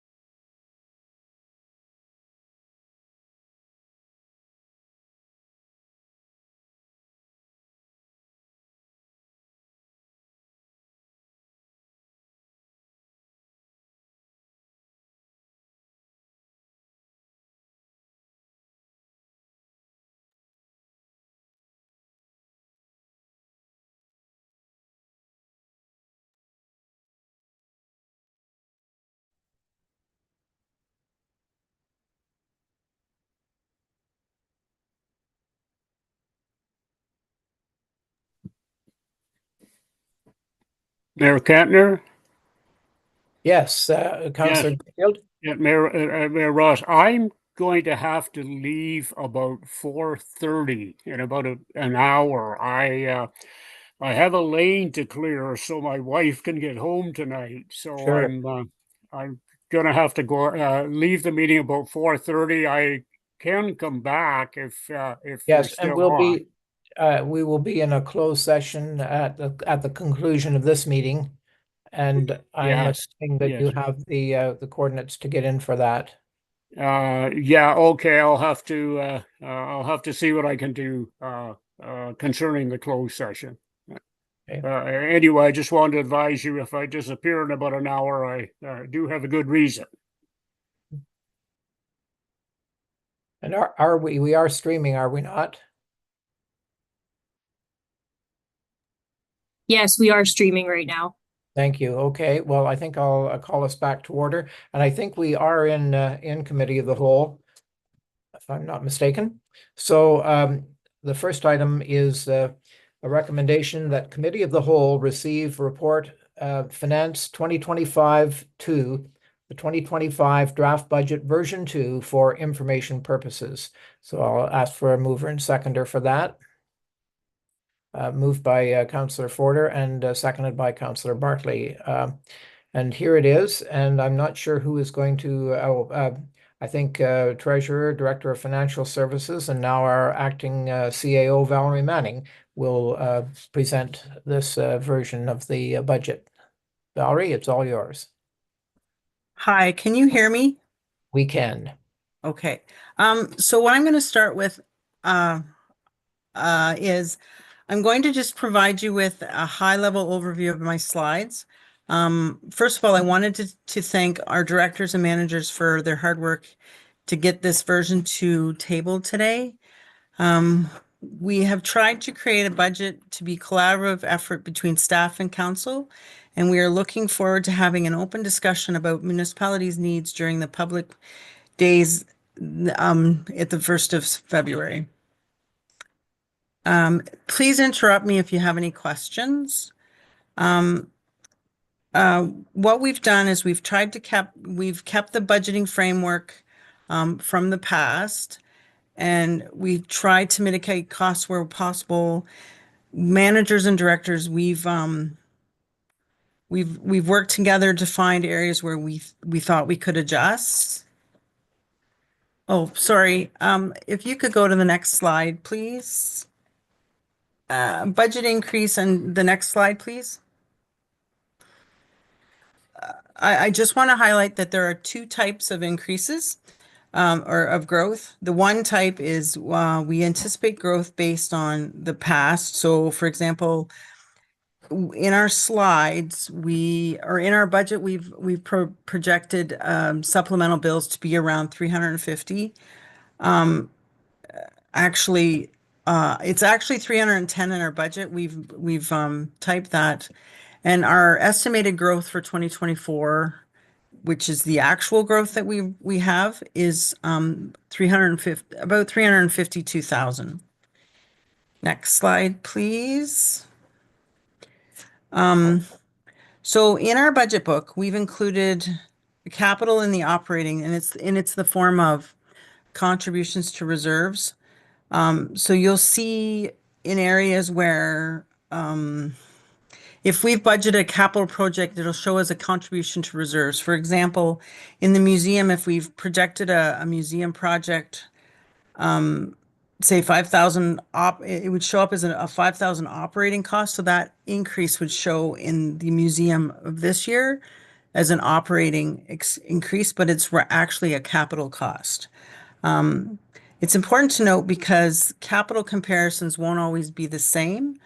Operating actuals for and also wanted to note that operating actuals for 24 are not finalized as of yet. Next slide, please. Next slide, please. We have a 15.78 increase in expenses over last year. In dollars, version 2, our expenses have increased $2.9 million over 2024's budget. That's including capital projects. This is captured on page 10 of the budget book. Next slide, please. So in the interest of time, I will just note that this slide overviews what's included in the budget. And you will also have the summary report to reference as well. I promoted, I think it's like a 10-page summary report that I have for you. The next slide, please. So we always discuss chargebacks. So every year we talk about them. So I wanted to include a quick slide for reference. So chargebacks are, for example, if we have an employee that works at the museum or somewhere and they work somewhere else as well. So I would say the one example would be customer service communications. So currently our customer service communications person sits at the front desk, but 50% of her time is spent on communications for the municipality, and we break it down that way. Similar to, municipal enforcement where animal control costs or other costs. So anyway, at this time, I think I'll stop in case somebody has any questions. Okay, do I see any hands up here? I'm going to start with Councillor Bartley. Thank you, Mayor Kettner. And before I ask my question, I want to thank Val and all staff. She was handed a large task and she did what she did in a short time. And my heart goes out to her and the staff because what they come up with was incredible. It is not staff's job to get the budget down as far as council wants it. It's council's job. And I look forward, we're going to do that. But first of all, Val, to you and your team, thank you. My question is, you said in a couple of slides previous that growth is in the budget, and then you said growth isn't in the budget. Okay. Is the growth number that we play with each and every year in the budget? No, not the way you think it is. So we Okay, have an no. estimated supplemental billing in our budget. It's under taxation. I can't tell you what page. It's about $310,000 that we've estimated for this year's supplemental bills to come in. So that's reducing our amount that we want to raise from taxation. The actual growth is around $350,000 that we actually seen in growth next year. And what will happen is when we go to calculate the tax rates, our assessments will have increased, and that's where you'll see the change, and it'll reduce our tax rate somewhat by that $350,000. Does that explain it? If we put that towards that. Yes. Yes, thank you. Other questions? And I want to stress, we have budget days scheduled ahead, and I think everybody has seen the news releases on that. So we're not really here to budget today. We're here to have a presentation on this version of the budget. So if I don't see any more hands, I'm going to ask Val to continue.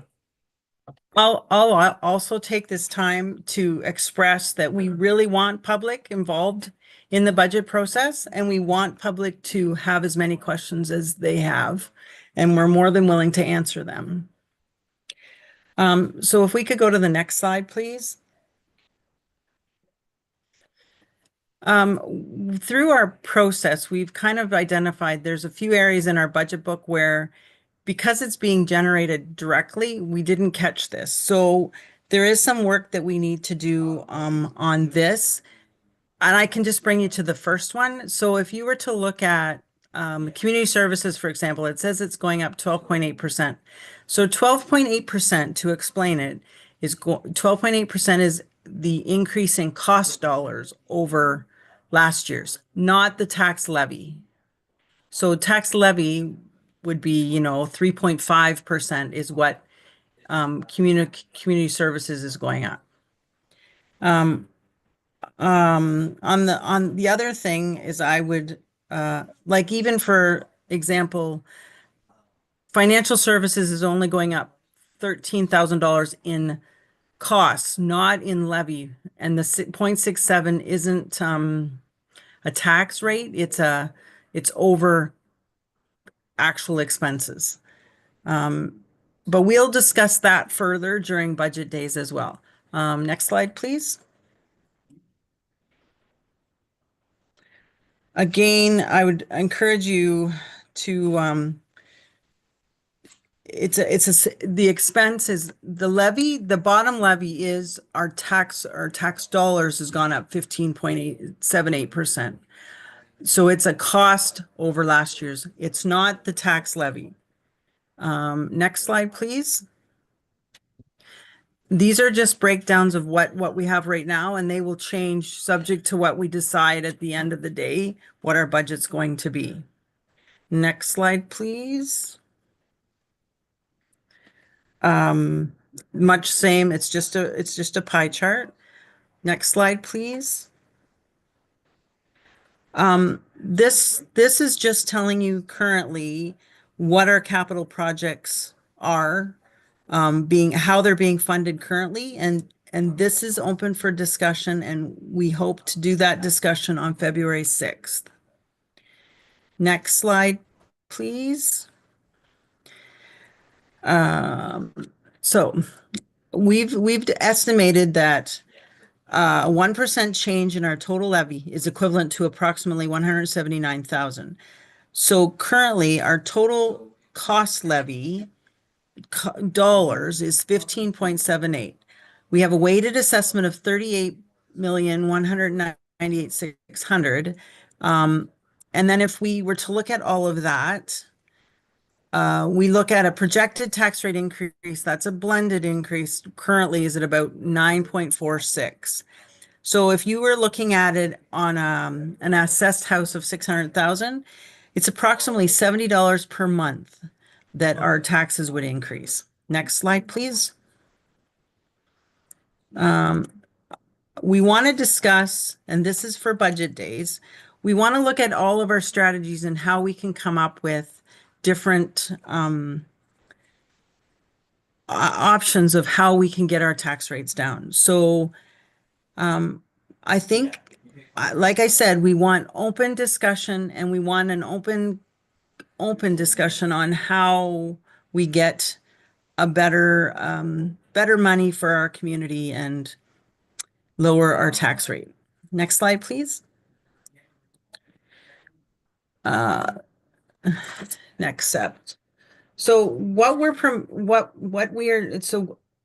thinking is we're dedicated. We want a dedicated budget discussion days, provide a forum of meaningful dialogue and an opportunity for valuable public input. During these 2 days, council and staff, we want to work collaboratively to build a final budget that best serves the community. Next slide, please. So this is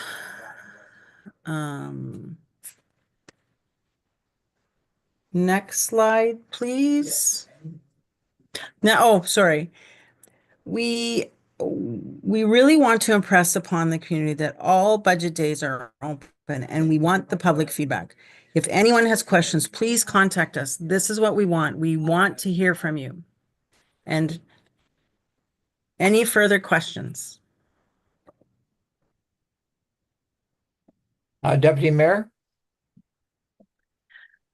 Thank you, Mr. Mayor. And Val, I echo the comments of Councillor Bartley. Thank you so much for putting this together for us in such a short time. We really appreciate all of these efforts.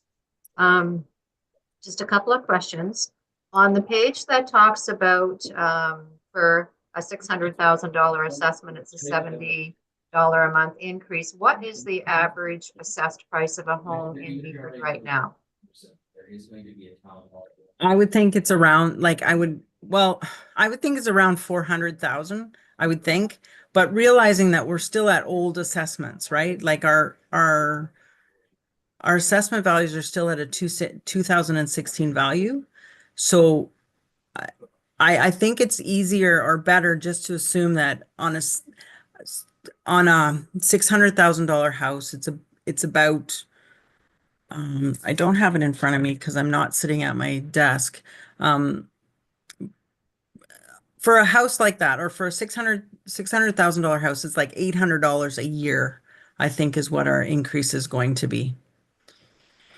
And I think we can further do that during our budget days, and we can zero in maybe a little further on that so public understands how that works.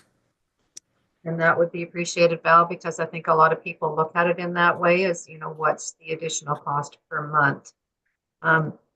And just again, for clarification, if I can come back to the slide entitled 2025 tax supported budget and use the example of community services, a 12.8% increase in costs. Yeah, dollars. Cost dollars. Okay, so Yeah. then we take that down and it becomes. So if you took the 640,000 and divided it by 179, which is our estimated 1% increase, then it comes out to be about 3.5 in tax. Okay. And then that brings us to all of those numbers, bring us to the 15.78%. Right. Got it. Thank you. But I do want you guys to understand how we get to those numbers as well, so that you can explain them as well. That's my goal. And it's our goal to understand, Val, so we're going to get there. Okay. Are there any other questions for Val at this time? If not, are you ready to vote to receive this version of the budget? All in favor? And that is carried. Thank you. Unanimously, I believe. Great.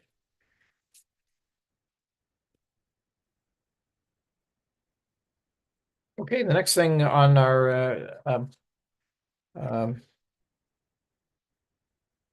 Committee of the Whole agenda, the recommendation that Committee of the Whole recommend Council of the Municipality of Meaford adopt the 2024 Asset Management Plan for non-core infrastructure. I need a mover and seconder. Councillor Uhrig and Councillor Greenfield. And we have with us Peter Simcisco from Watson and Associates to sort of walk us through this non-core asset management plan. Are you there, Peter? Hi, good afternoon. Can you hear me okay? Yes, we can. Thank you. Wonderful. Thank you. And I believe we have a presentation that we'll share on the screen. Perfect. Thank you. So if we could go right to the next slide, then I'll get started there. So good afternoon, everyone. I'm Peter Simcisco. I'm one of the managing partners here at Watson and Associates Economists.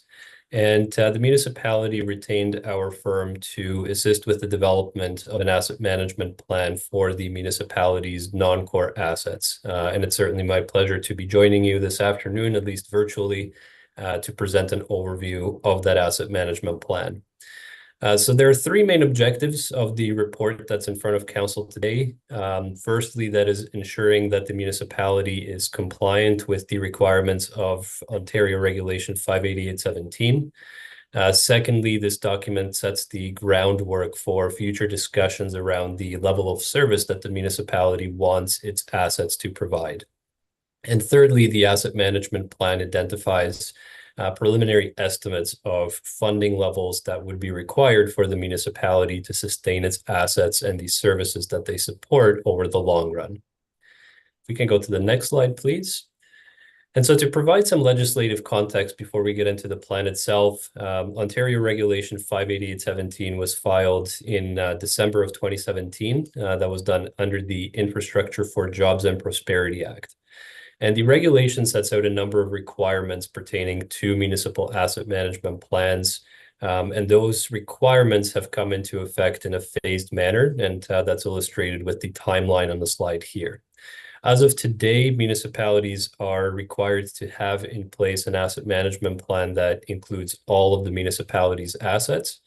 Also includes summary information on the assets. It identifies the current levels of service that are supported by the assets and provides a 10-year forecast of the life cycle activities in terms of renewal and replacement of assets, for example, that would need to be undertaken to maintain the current levels of service. The municipality previously completed an asset management plan for its core infrastructure assets back in June of 2022.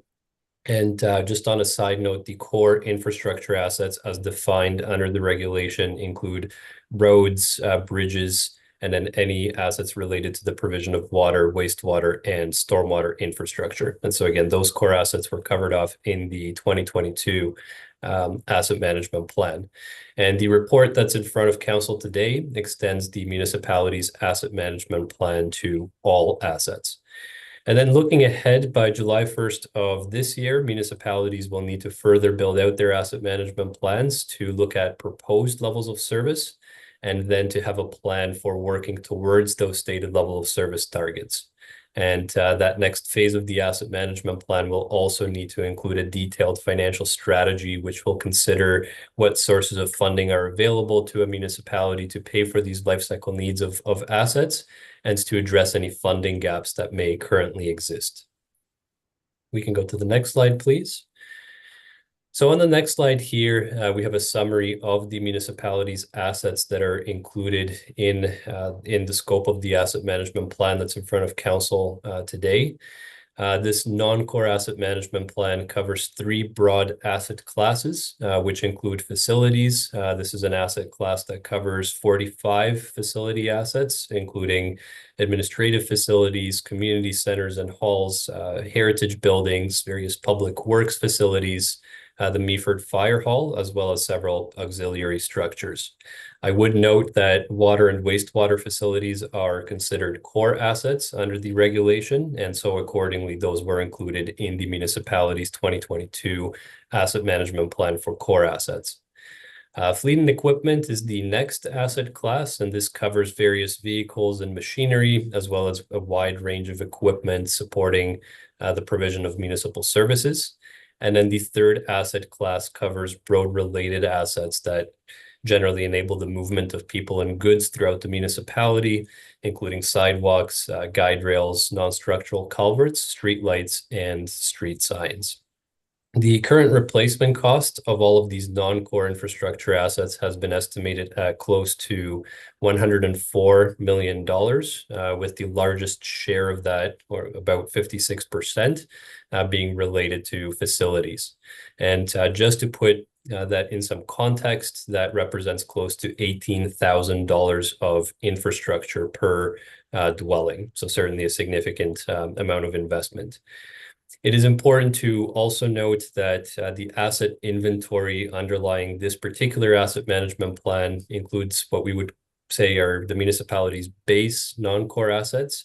Over time, this plan will be updated to include additional assets. So for example, the municipality owns and manages several thousand trees, and these will be added to the asset management plan in the future. And then just one final note here, we are also showing the total current replacement cost of all of the municipality's assets, including the core assets that were reported in the 2022 asset management plan and adjusted for inflation.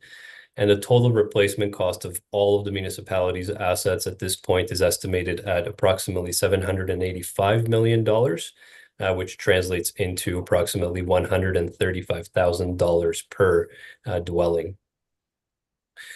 So on the next slide then, having looked at the assets that are included in the plan and what those assets are worth from a replacement cost standpoint, the next question we typically ask, or that the asset management plan sheds some light on, is what is the condition of the assets? And looking at the condition of assets is important for several reasons. Firstly, having an understanding of asset condition helps us proactively plan for asset replacement and renewal to help avoid having to be responsive only once assets fail. Secondly, the asset condition is in many cases a key to understanding the current level of service that is provided by the assets. Of course, there are other considerations when it comes to the level of service, including things like capacity and accessibility and so on. However, condition is often a key performance measure. And as asset condition degrades, typically the level of service that those assets are able to deliver starts to decline as well. And last but not least, identifying the condition of assets is a requirement of Regulation 588.17. And so as summarized in the middle column of the table on the slide here, there's a variety of approaches that the municipality uses to understand the condition of its non-core assets.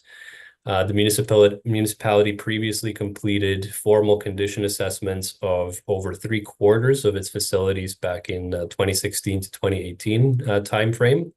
The condition that's reported for facilities in this asset management plan is based on those assessments. However, I would also note that the municipality recently undertook an update of the condition assessments, and once that information is finalized later this year, it will be incorporated into the next iteration of the municipality's asset management plan.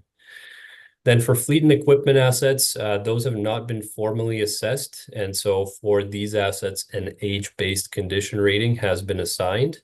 And that is a common approach used by many municipalities for these types of assets. And while age may not be the perfect indicator of condition, it is a reasonable proxy for these types of assets.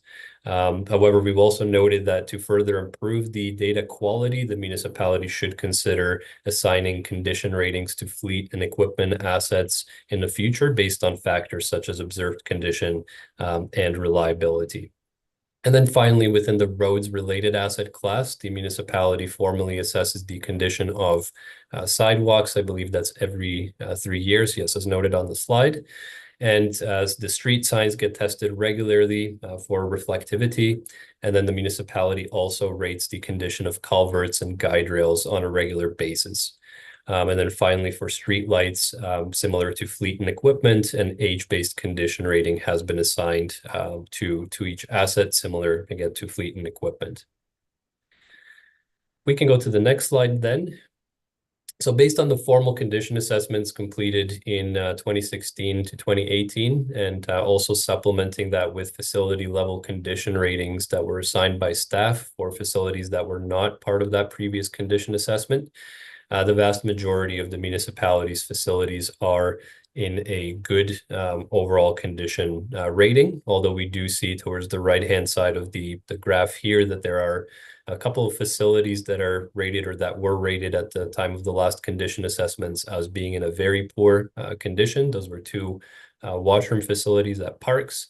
And then there were 3 facilities that were rated as being in a poor condition, including, again, some facilities related to parks and a field storage facility.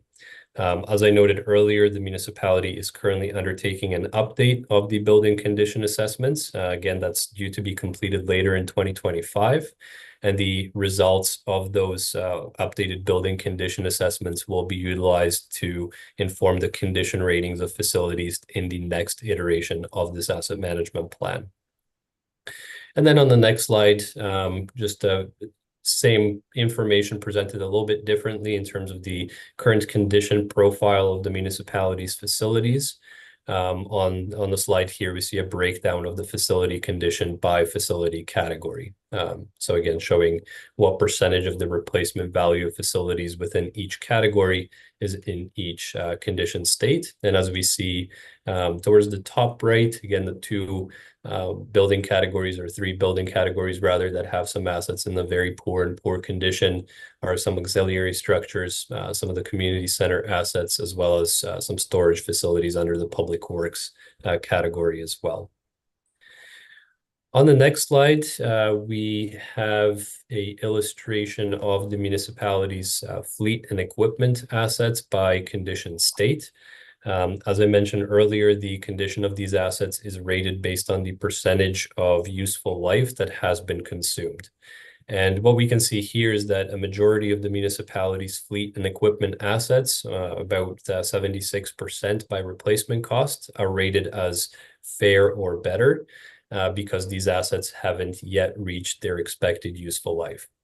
There are some fleet and equipment assets that have also been rated as poor or very poor based on their age because they continue to be in use, even though they have exceeded their expected useful lives. We can go to the next slide then. We have a summary of the average condition ratings of the municipality's road-related assets. So for non-structural culverts, those are on average in a good condition.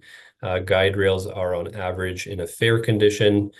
Sidewalks, based on the most recent sidewalk condition assessments, are on average in a good or very close to a very good condition, in fact. And then street lights, based on the fact that they are relatively new, with the majority of them having been installed since 2015. Those assets were assigned a condition rating of good, or again, very close to very good. If we can go to the next slide. So again, we have a further breakdown of the municipality's non-core road-related assets by condition state. And again, we see that most of those are in the fair to very good condition, with some of the non-structural culverts being identified as poor. But it is noteworthy that to address that, the municipality has implemented a culvert replacement program with an objective to systematically replace culverts that are failing or that have already failed, thus reducing the amount of culverts in poor condition over time.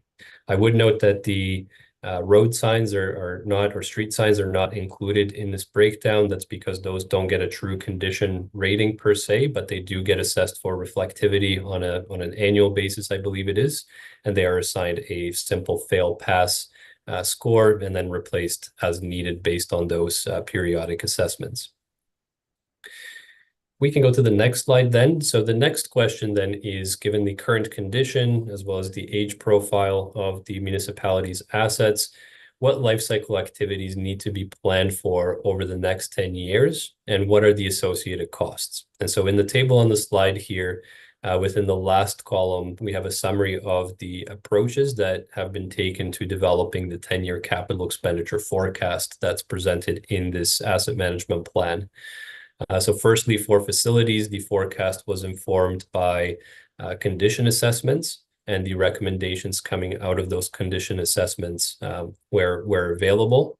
And then for facilities that didn't have a formal condition assessment completed in that 2016-2018 timeframe, there's an annual allowance built into that capital forecast, reflecting typical reinvestment rates for these types of assets.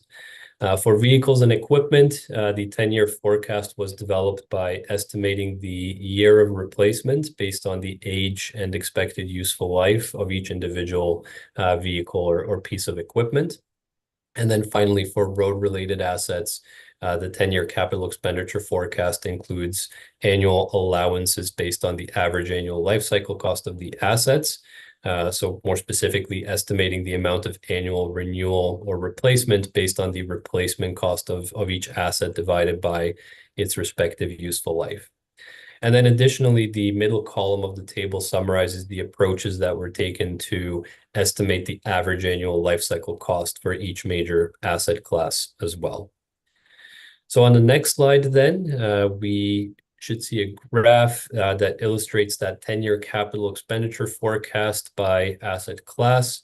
And the amount of capital expenditures over that period correspond to an annual average of approximately $3.3 million. There is, I would note, in the first year under 2025, you see that there's a couple of additional colors with the hashing on the bars that represent the current estimate of the infrastructure backlog. What this represents, firstly, for fleet and equipment, this is a theoretical backlog that includes assets that are currently operating beyond their useful life expectancy. This is something that should be carefully reviewed as part of the next iteration of the municipality's asset management plan, as part of that theoretical backlog could be addressed by reevaluating the remaining useful life for each asset based on observed condition and reliability and so on. And then for facilities, again, while there appears to be a little bit of a backlog based on the somewhat outdated condition assessments from several years ago, that is something that's going to be formally reassessed through the ongoing building condition assessments, again, due to be completed later this year. Now, having identified this forecast, I think it's important to note that this is a preliminary estimate. This has not yet been refined to reflect proposed levels of service for the municipality. And so what's presented here is for information purposes, again, meeting the regulatory requirements, but there's no commitment required from council at this point in time to undertake any of these capital expenditures. So again, something that will be further refined once proposed levels of service are set in the next, or through the development of the next iteration of the municipality's asset management plan, together with the financial strategy. So then I think one final item on the next slide, we have identified what our current estimate of the average annual life cycle costs for this non-core asset portfolio is. And again, this is based on the modeling approaches that were previously described. We are estimating the average annual life cycle costs for the municipality's non-core infrastructure assets to maintain the current levels of service to be approximately $3 million per year. And so by achieving that funding level, the municipality would be able to sustain its non-core assets over the long run. And in some years, these funds would go towards specific rehabilitation and replacement needs. In other years, at least a portion of this would be contributed into life cycle reserves to offset rehabilitation and replacement needs beyond the 10-year forecast period.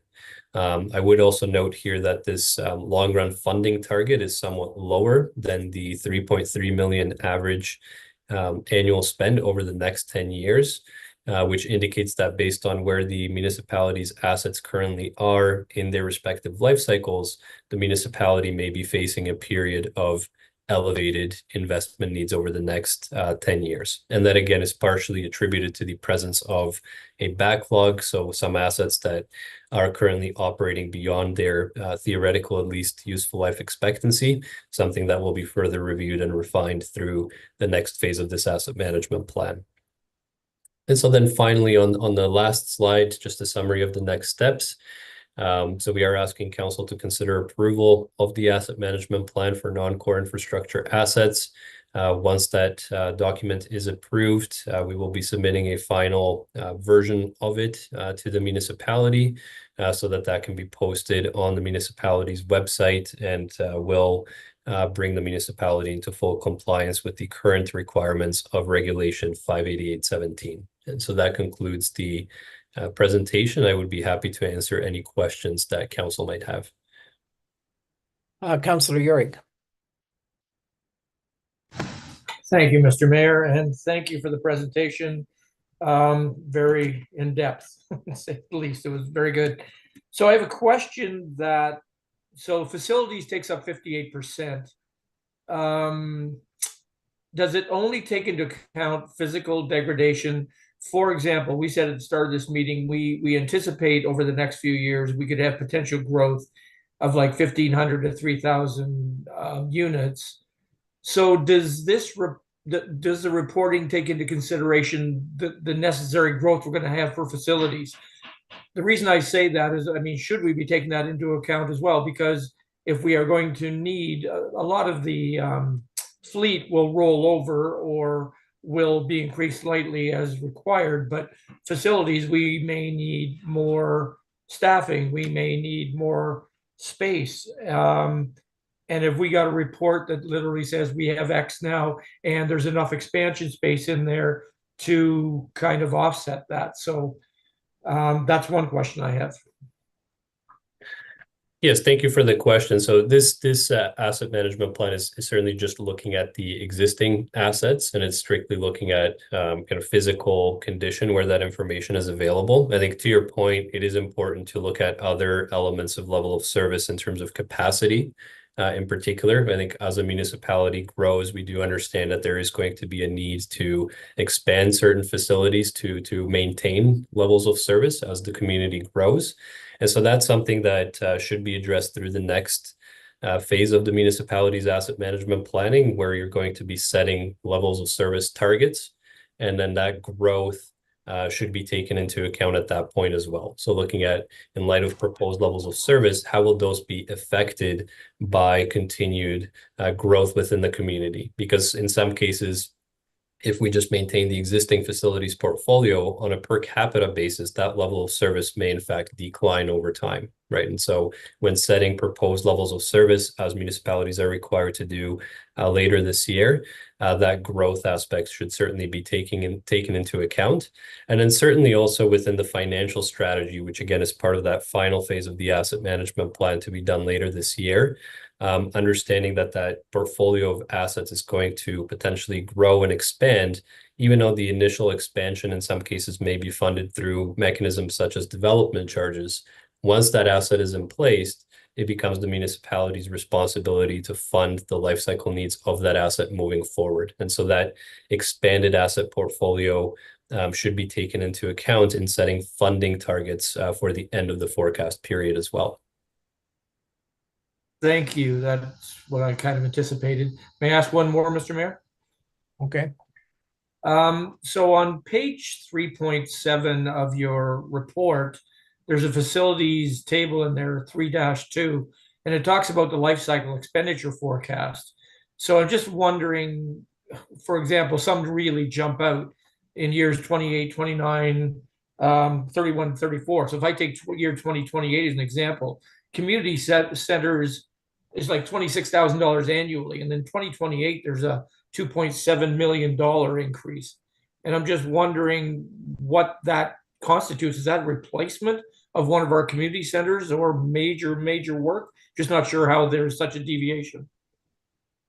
So it would likely be, I don't have the full details readily at hand at this moment. So that capital forecast was mostly based on the building condition assessments that were carried out in 2016 through 2018, which identified specific recommendations for where rehabilitation or replacement of facilities may need to be considered over the forecast period. So it is very possible that there are some significant renewal rehabilitation needs that are coming up in those years.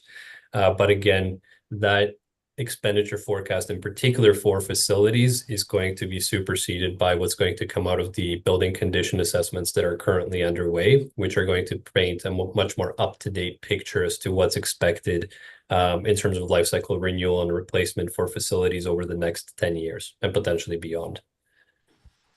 And through your worship, I can maybe provide some more insight for Councillor Uhrig.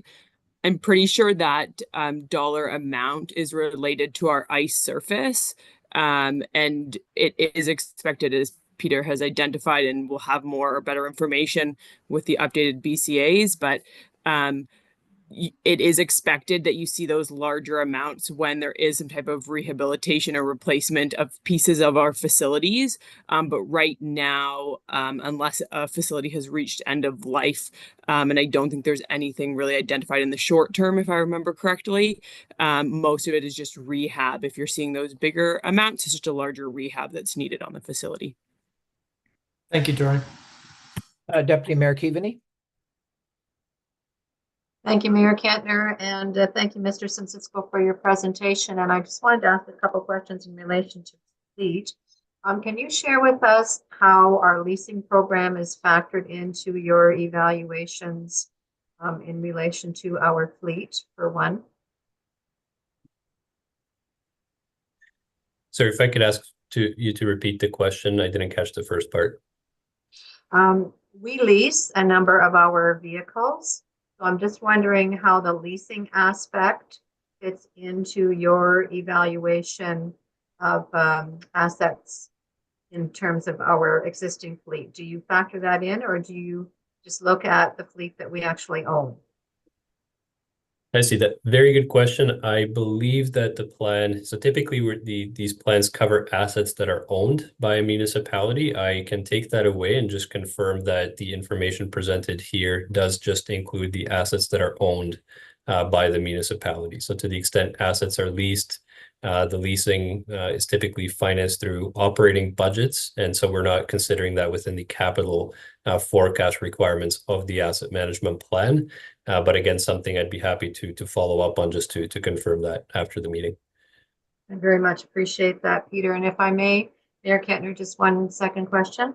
Again, in relation to fleet. So I'm wondering if you also factor in relation to our fire department. We have a new ladder truck arriving within the next few weeks. Is that factored in, or would that make a significant difference when it arrives in terms of the evaluation in relation to the fleet within our fire department? So if it has not yet arrived, it would not be captured in the plan at this point in time. We typically take a snapshot of the asset inventory at a point in time. So the data presented in this report is, you could look at it as of the end of 2024. So until you take possession of that new ladder truck, it won't be included in the inventory.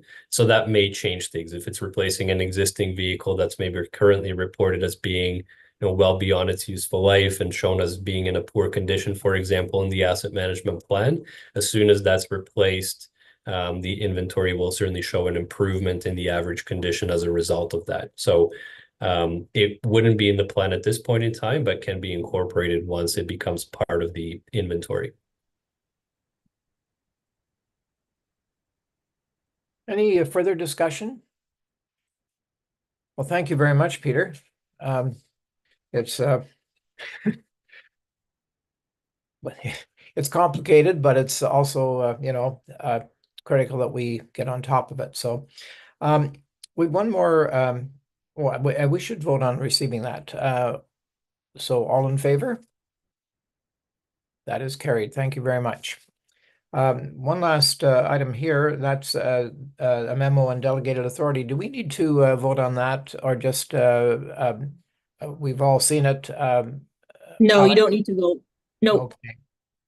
Then at this point, we're going to move on in committee of the whole to updates from members appointed to county council, committees and local boards. And I'm going to turn it over to Deputy Mayor Keaveney for a report and an update on county council and also Roma. Thank you very much, Mayor Kettner. And yeah, I'm kind of covering both in this report. It was great to be back in chambers at our last meeting. Our last prior couple of county meetings before that were virtual, so it was good to see everybody again. Many of the members of county council also attended Roma, as did Deputy CAO Randy Scherzer and Director of Economic Development, Tourism and Culture Services, Savannah Myers. And I just wanted to add, it was the most informative Roma I think that I've ever attended in my 10 years on council. Grey County had 2 delegations. One was with the Ministry of Health and the other with the Ministry of Transportation. The request to the Associate Minister of Health was for funds for upgrades to healthcare within the county, and particularly the Hanover Hospital, because we all know that Durham has been closed and there's a much greater demand on the hospital in Hanover. They also asked for support for a nurse practitioner clinic and continued support for the paramedicine and SOS programs in Grey. The delegation to the Minister of Transportation was for additional signage around Grey County depots and paramedic bases, the one in particular just north of Chatsworth, and for trail crossings along Highway 10. They also talked about, and this is pertinent to Meaford, we all know the MTO is a little bit challenging to deal with in terms of getting permits for new entrances. So that went really well, and it was agreed that county staff would meet quarterly with employees from the MTO to discuss some of these challenges around permits for new entrances across the county. The Minister of Rural Affairs, Lisa Thompson, amounts to the doubling of the RED, that's the Rural Economic Development funding, from 5 million to 10 million. So that's really exciting. And I think our staff, as well as county staff, will be looking at opportunities to apply for that grant. There was a really interesting panel discussion discussing rural health care. And the panelists did include members from Owen Sound. And the message was interesting. They talked about the attraction of new family physicians. And they really focused on the need for us to create a welcoming community. That's just as important as any incentives that might be offered. Doctors tend to stay where they feel appreciated, where they use the word joyful. They want us really to focus on creating that atmosphere that makes people just not want to leave. The message regarding homelessness was that we just can't build our way out of this problem. It's suggested that we should be making investments to help individuals with their issues, whether it's mental health and addiction or whatever is preventing them from keeping roofs over their heads. We talked about energy a little bit. The ISO presentation spoke to the need for 75% more electricity by 2050 to meet that demand.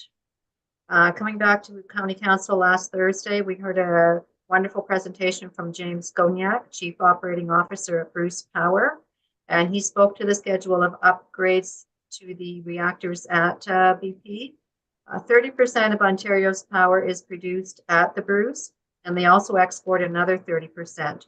So some of that power, if TC goes forward, will come across to Meaford.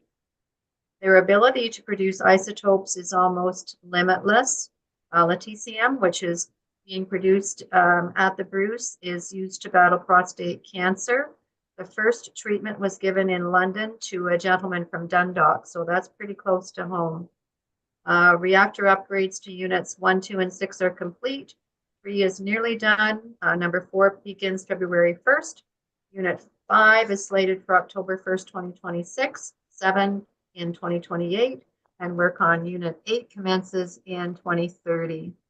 And public engagement is a big part of this process as well, so people have the opportunity to express their opinions as Bruce Power goes forward with their environmental assessments related to Bruce C, which would be their new asset over at Bruce Power.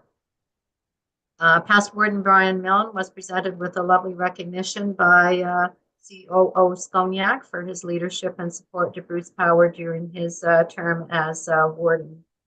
And we also approved funds for an architectural firm to go forward and produce drawings for the Rose Lane development in Dundalk, which will offer 40 affordable units in Southgate.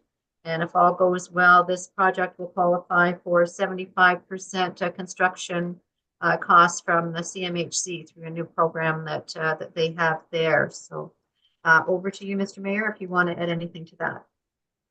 No, thank you. That's very comprehensive. And did you have something more you wanted to say about Roma?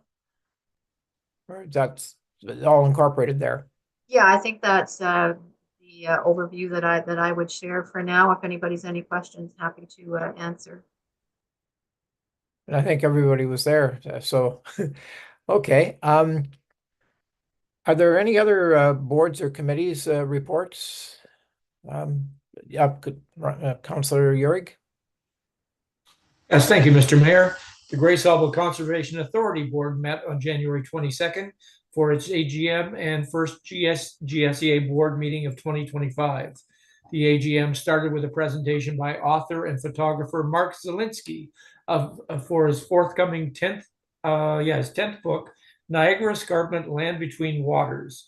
The GSEA is one of the sponsors of this beautiful coffee table book, and it features brilliant landscapes, wildlife, and cultural photographs of this unique landform, with emphasis on the Niagara Peninsula, Saugeen Peninsula, and Manitoulin Island. This was followed by greetings from guests and recognition of and remarks from the amazing volunteer organizations that contribute to the GSEA programs, including the English Falls Arboretum, the Friends of Haibu, the Beaver River Watershed Alliance, and the Grace Harbor Conservation Foundation. I also attended the Saugeen Valley Conservation Authority recently, and it's interesting to point out that their CAO noted that the CSVA has no supporting volunteer organizations as compared to the GSEA having 4, as testament to our region's dedication to community support and environmental stewardship. Next was a presentation by the GSEA staff summarizing the great work that was accomplished in 2025. Finally, board elections were held, and Nadia Dubek of Grey Highlands and myself were acclaimed as returning vice chair and chair for 2025. The regular GSEA meeting followed with the passing of the 2025 GSEA budget and an update of the renovations for the GSEA administrative building. The board agreed to proceed to tender on this project, with work expected to be completed between December 25th, 25 and March 26. The board authorized the CAO to negotiate a temporary space for the period of construction between. Thank you very much. Thank you, Councillor Uhrig. Any other reports? If not, I think we're ready for a motion to move out of committee of the whole. Go ahead, Councillor Forder. Yes, thank you, Mr. Mayor. Through you. Sorry, a little late to the party. Let me get my notes here. So we did have a Meaford Public Library board meeting on January 15th, and it was a fairly light agenda. So just getting to the meat and potatoes here, we did receive the 2024 variance report, which was excellent. Staff there stayed on budget, which is wonderful. We also did agree to transfer the public library operating grant of $23,900 into the library's municipal revenue account. And we also did accept the Federation of Public Libraries Statement on Intellectual Freedom. And the final thing was just accepting the Library Board 2025 meeting schedule. And with that said, our next meeting will be on Wednesday, February 19th at 3 p.m. Thank you, Councillor. I think we're ready to move out of committee of the whole then. I need a motion. Moved by Councillor Bartley, seconded by, I think I saw the Deputy Mayor's hair there. And and I see that Councillor Greenfield, are you back, Councillor, from your, or are you leaving soon? Go ahead, Councillor Greenfield. Second the motion, Your Worship, but yes, I've got another 7, 8 minutes. So well, you know, we will be done, I think, in that time, if you want to hang in there. Okay. So did we vote on leaving committee of the whole? All in favor? Thank you. So we have two motions for a decision here. And have I missed notice of motions? Yes. Is there any notice of motion for our next council meeting, Councillor Uhrig?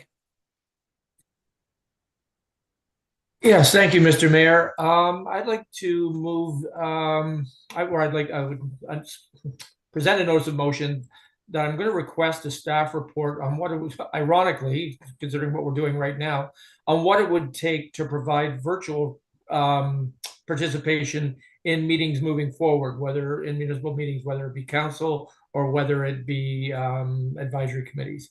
I just think we're in 2025 that we should be looking into what kind of equipment or costing it would require to be able to facilitate actual virtual participation. Okay, and Councillor Bartley? Thank you. I intend to bring a motion forward to have staff look into the footbridge down at beautiful Joe Park. Okay, thank you. I don't know if any of the others of you have a window on the world, but I can tell you the winds have been steadily increasing in urban Meaford all afternoon, and the trees are bending pretty substantially. So, so now motions for decision, and Deputy Mayor Keaveney, you have one. Thank you, Mr. Mayor. I do, and I guess for folks who are listening, I will read the motion. And this is in regards to the so-called Centerville Beach. The recommendation, whereas in 2020, the municipality spent approximately $7,000 obtaining a legal opinion from the municipal solicitor on the ownership of the lands informally known as Centerville Beach to review road maintenance and repair obligations. And whereas the legal opinion revealed no indication that the municipality has ownership or responsibility for any of the subject property, and whereas this legal opinion was reconfirmed by the municipal solicitor as up to date and valid in 2024, and whereas operational changes were implemented in the summer of 2024, recognizing that the beach is not a public beach and is not municipally owned, and whereas a group of concerned residents wishes to continue using the beach for public purposes. Therefore, be it resolved that Council of the Municipality of Meaford directs staff to continue to investigate and allocate an additional $5,000 based on the cost estimate provided by our municipal solicitor to examine options for the municipality to acquire the land informally known as Centerville Beach, and to prepare a report to Council, including legal advice, options for acquisition, and details on further costs that will be incurred to acquire the land. This report shall be presented to Council by March of 2025. Thank you. Is there a seconder for that motion? Moved by, seconded by Councillor Bartley. Any discussion at this point? Councillor Uhrig. Yes, thank you, Mr. Mayor. I guess I don't know whether I'm proposing a slight amendment, but I'm a little concerned just about the verbiage of the last paragraph, because it literally says staff to continue to investigate and allocate an additional $5,000 based on the cost estimate provided to examine options for the municipality to acquire the land formerly known as Centerville Beach. Now, based on the conversations we had at the last council meeting, I am not precluding the potential of possibly buying that down the road. But I thought at the last meeting, we were more interested in literally finding the outcome of the legality of ownership. I didn't think we had gotten to the point about purchasing yet. And I'm still would really like to finalize or declare literally who owns this property before we make any concessions about purchasing. So I would propose an amendment to remove to examine option for the municipality to acquire the land would be my recommendation. So I've got two other people who want to speak. Is there a seconder for Councillor Uhrig's motion? If I'm ignoring the two hands that are up there at the moment. If either of you who have questions want to second the motion, maybe just put because I can't see Councillor Greenfield, just turn your hand off and turn it back on again, maybe. Okay, I think that both councillors, I think, turned on and off. So did you wish to speak to or to second the motion, Councillor? Sorry, it's Councillor Forder. Thank you, Mr. Mayor. No, I don't think I want to second. I had a comment I wanted to make that was in relation to the discussion. I think Councillor Greenfield did flick his hand up and down. It's a little hard to tell. That's one of the weaknesses of the system. But anyway, then I'll come back to you for your comment. And Councillor Greenfield, did you want to second the motion that Councillor Uhrig made? Yes, I'll second that. Yes.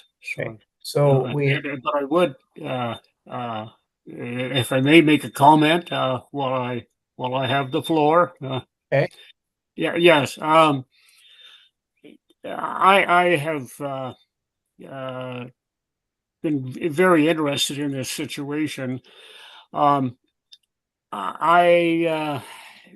would like to find out for sure more about the ownership, and I think Councillor Uhrig has made a good point, and yes, I think we should consider that before we go ahead with the original notice.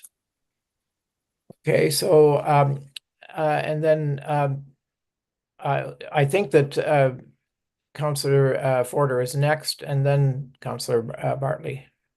and also maybe I should go, sorry, to Clerk Alex here for a moment, and she may want to clarify things for us. Alex?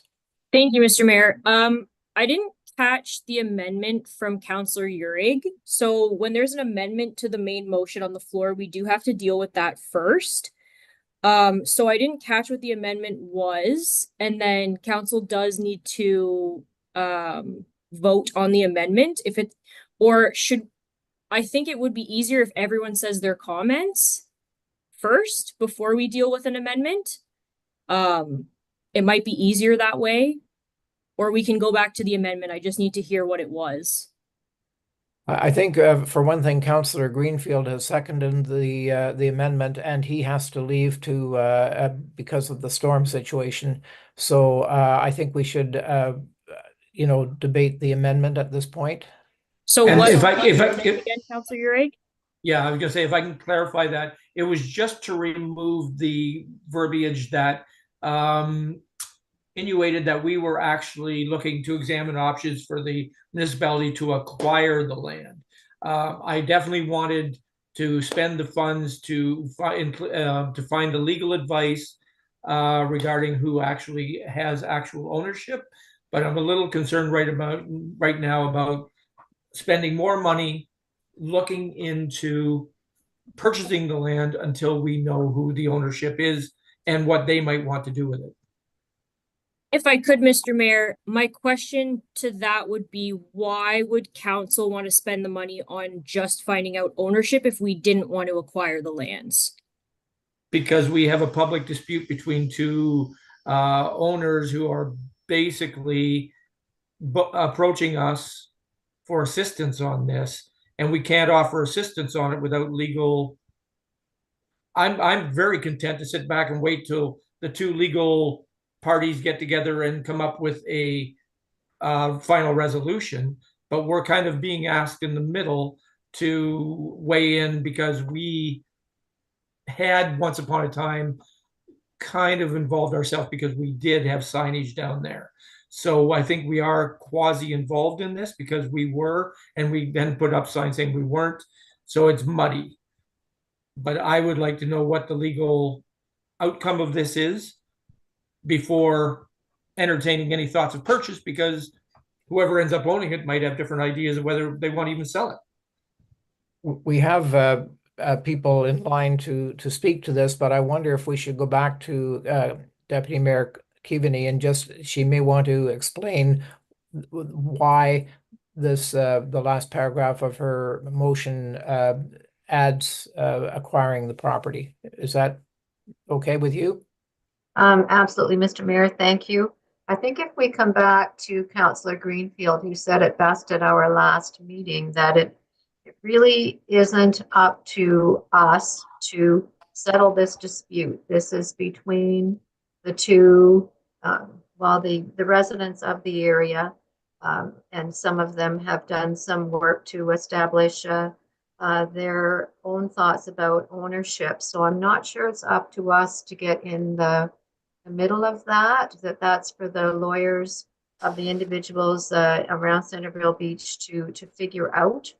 And, and then, setting that aside, then the question is, as was offered to us in the presentation at our last meeting, to go forward and, acquire the property as was suggested by the delegation. So I do think it's a bit of a quagmire, and we have to have some role in this because it is becoming quite concerning amongst the people involved. So I see this motion as an opportunity for us to establish, once ownership is determined, whether or not we want to go forward, to understand the options that are possible for us. This is a piece of waterfront land. We need to understand all the implications for the municipality. If we are going to proceed, what would the maintenance cost be?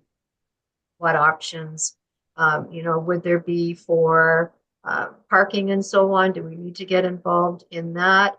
What upgrades would be required? What additional bylaw reinforcement might be necessary? What, are the day-to-day operational requirements? So I think this is this motion, the language in it, and I will refer to Alex because she's going to clarify further. But this is really a little bit separate from taking time and money from taxpayers to invest in actually determining the ownership, because this isn't the only piece of property. This is the one before us now, but it isn't the only piece that's being contested in the municipality. And I'm not just sure that that is our role to spend taxpayers' dollars settling those legal disputes. So I'll turn it over to Alex to add to my comments.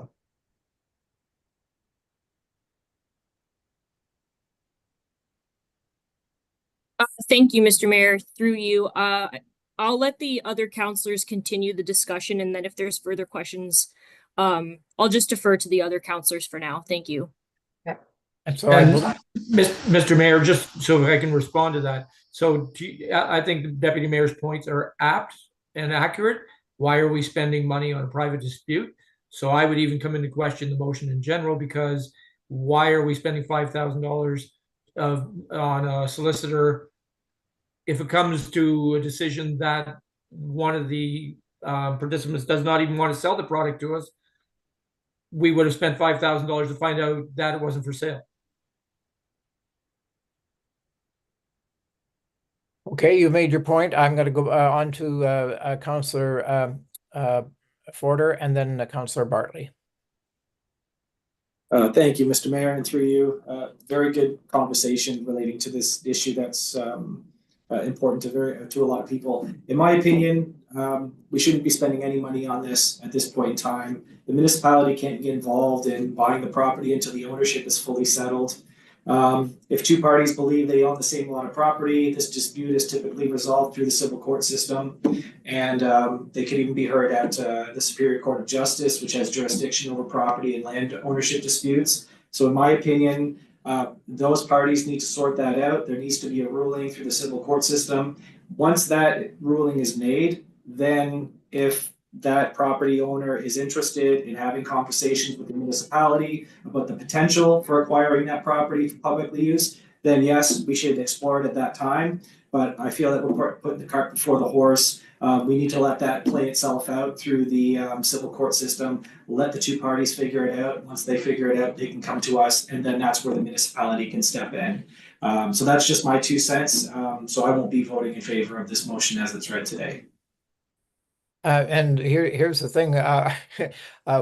Then you would vote in favor of the amendment to the motion. Not if it involves spending any money. I'm not going to vote. And we don't need to spend any money, in my opinion. And I think I'm almost thinking you should withdraw the motion after your most recent comments, Rob. Yes, I would. Yes, if I would be willing to withdraw the motion and just not vote for it, so we're not spending money as well. Okay, so the amendment has been withdrawn. We're back to the main motion, debating the main motion. Okay, yes. And now I'll turn it over to Councillor Bartley. Thank you, Mr. Mayor. I'm in agreement with the motion as written. I'm on the last council meeting that we should look as a municipality in acquiring this piece of property, even if have to take legal action and take the land, expropriate it. It's not going anywhere. There's two people saying they own it. Council got a lengthy email today with lawyer's letter, several pages proving who owns it, and it's not going anywhere. And I would like to have a lawyer look at both sides, especially I hope they get the correspondence that we got today, look at it and settle this thing. I'm in favor of the thing as written. Okay. Anyone else wish to weigh in on this at this point? I think that probably Councillor Greenfield has had to leave the meeting due to the storm conditions. So are you ready to vote then on the motion that's on the floor?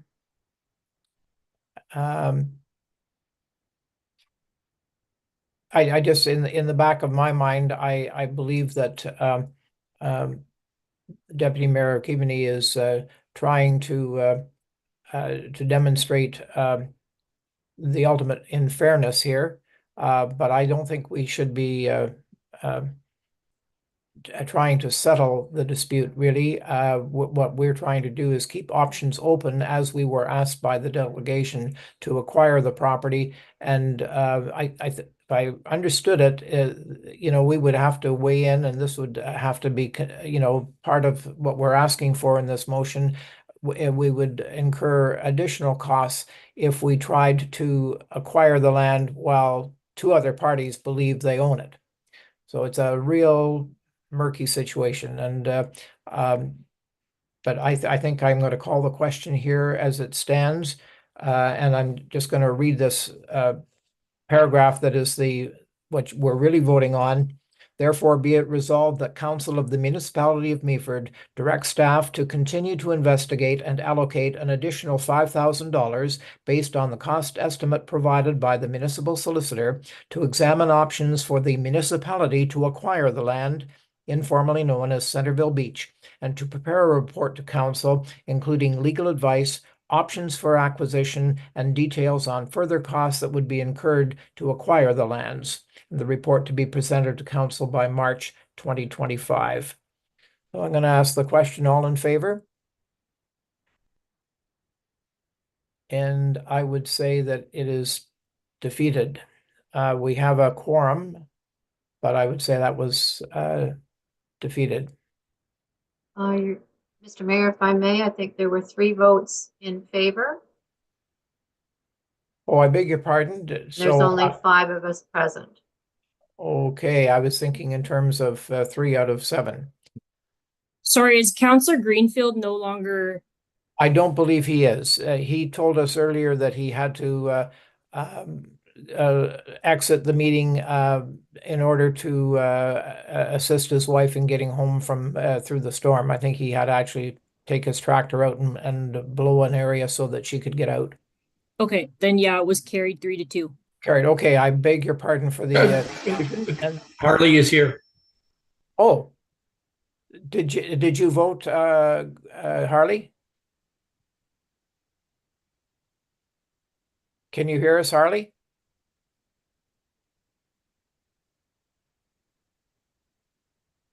What I'm finding is that the internet is not holding up too well. Like, it's been difficult to hear Councillor Bartley the last couple of times. And so, Councillor Greenfield, are you in the meeting?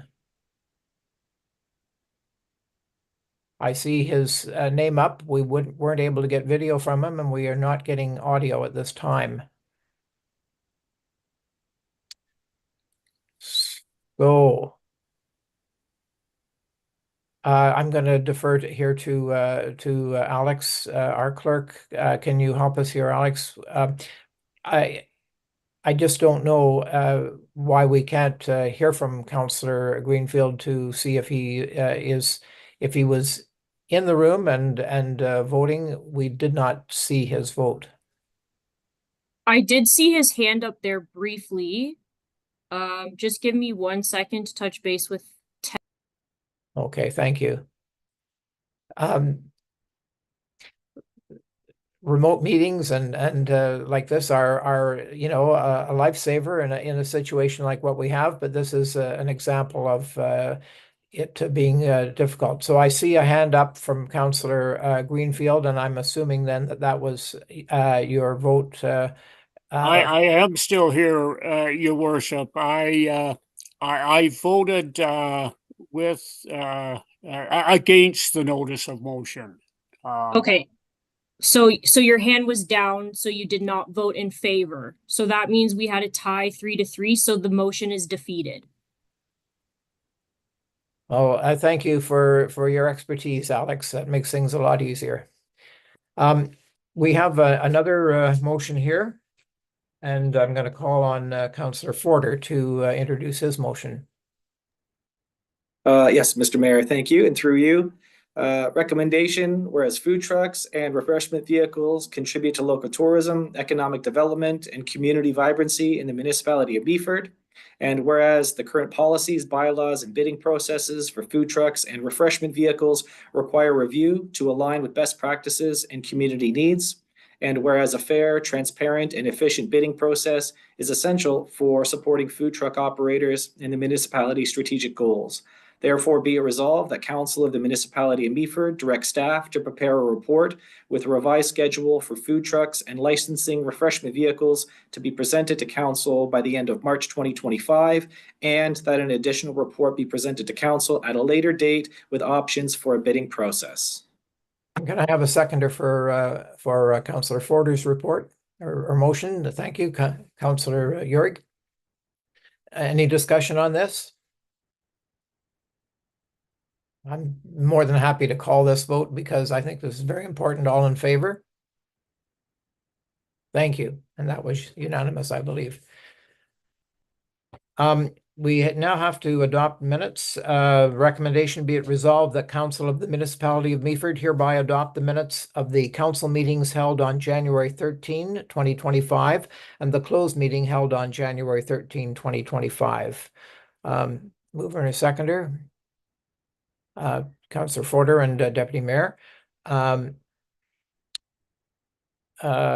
in favor? Thank you. That's carried. Anything from the communications agenda?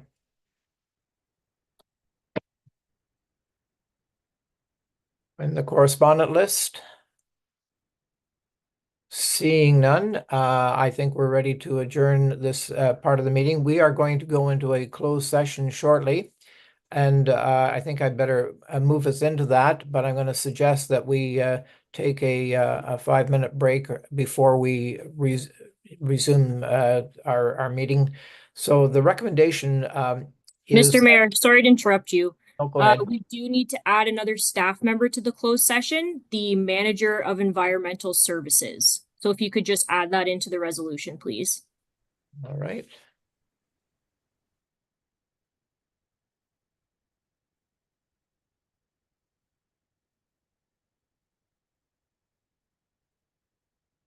Okay, so the recommendation is, be it resolved that Council of the Municipality of Meaford does now go into a closed session at 5 p.m.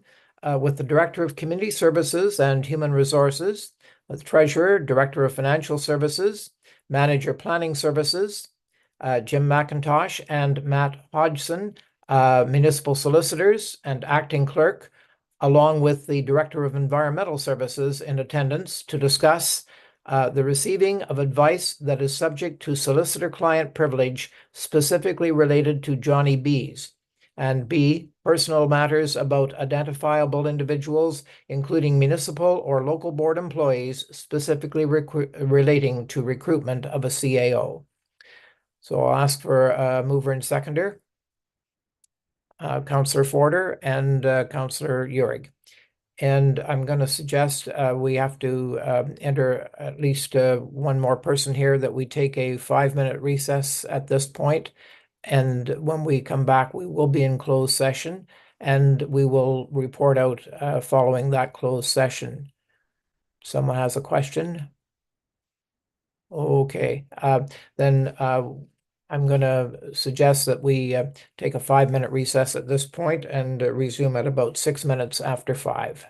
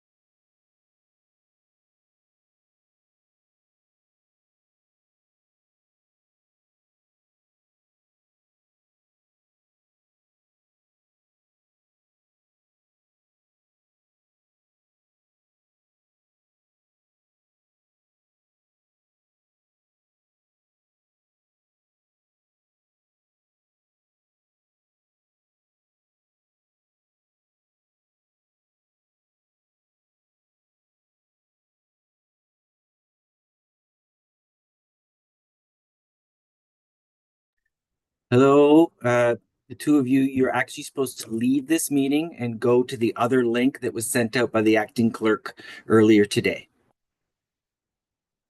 Sorry, your microphone is off right now, Mayor Kantner, but you can if you just sign out of this meeting right now, and then we'll see you when you report back in this meeting out of closed.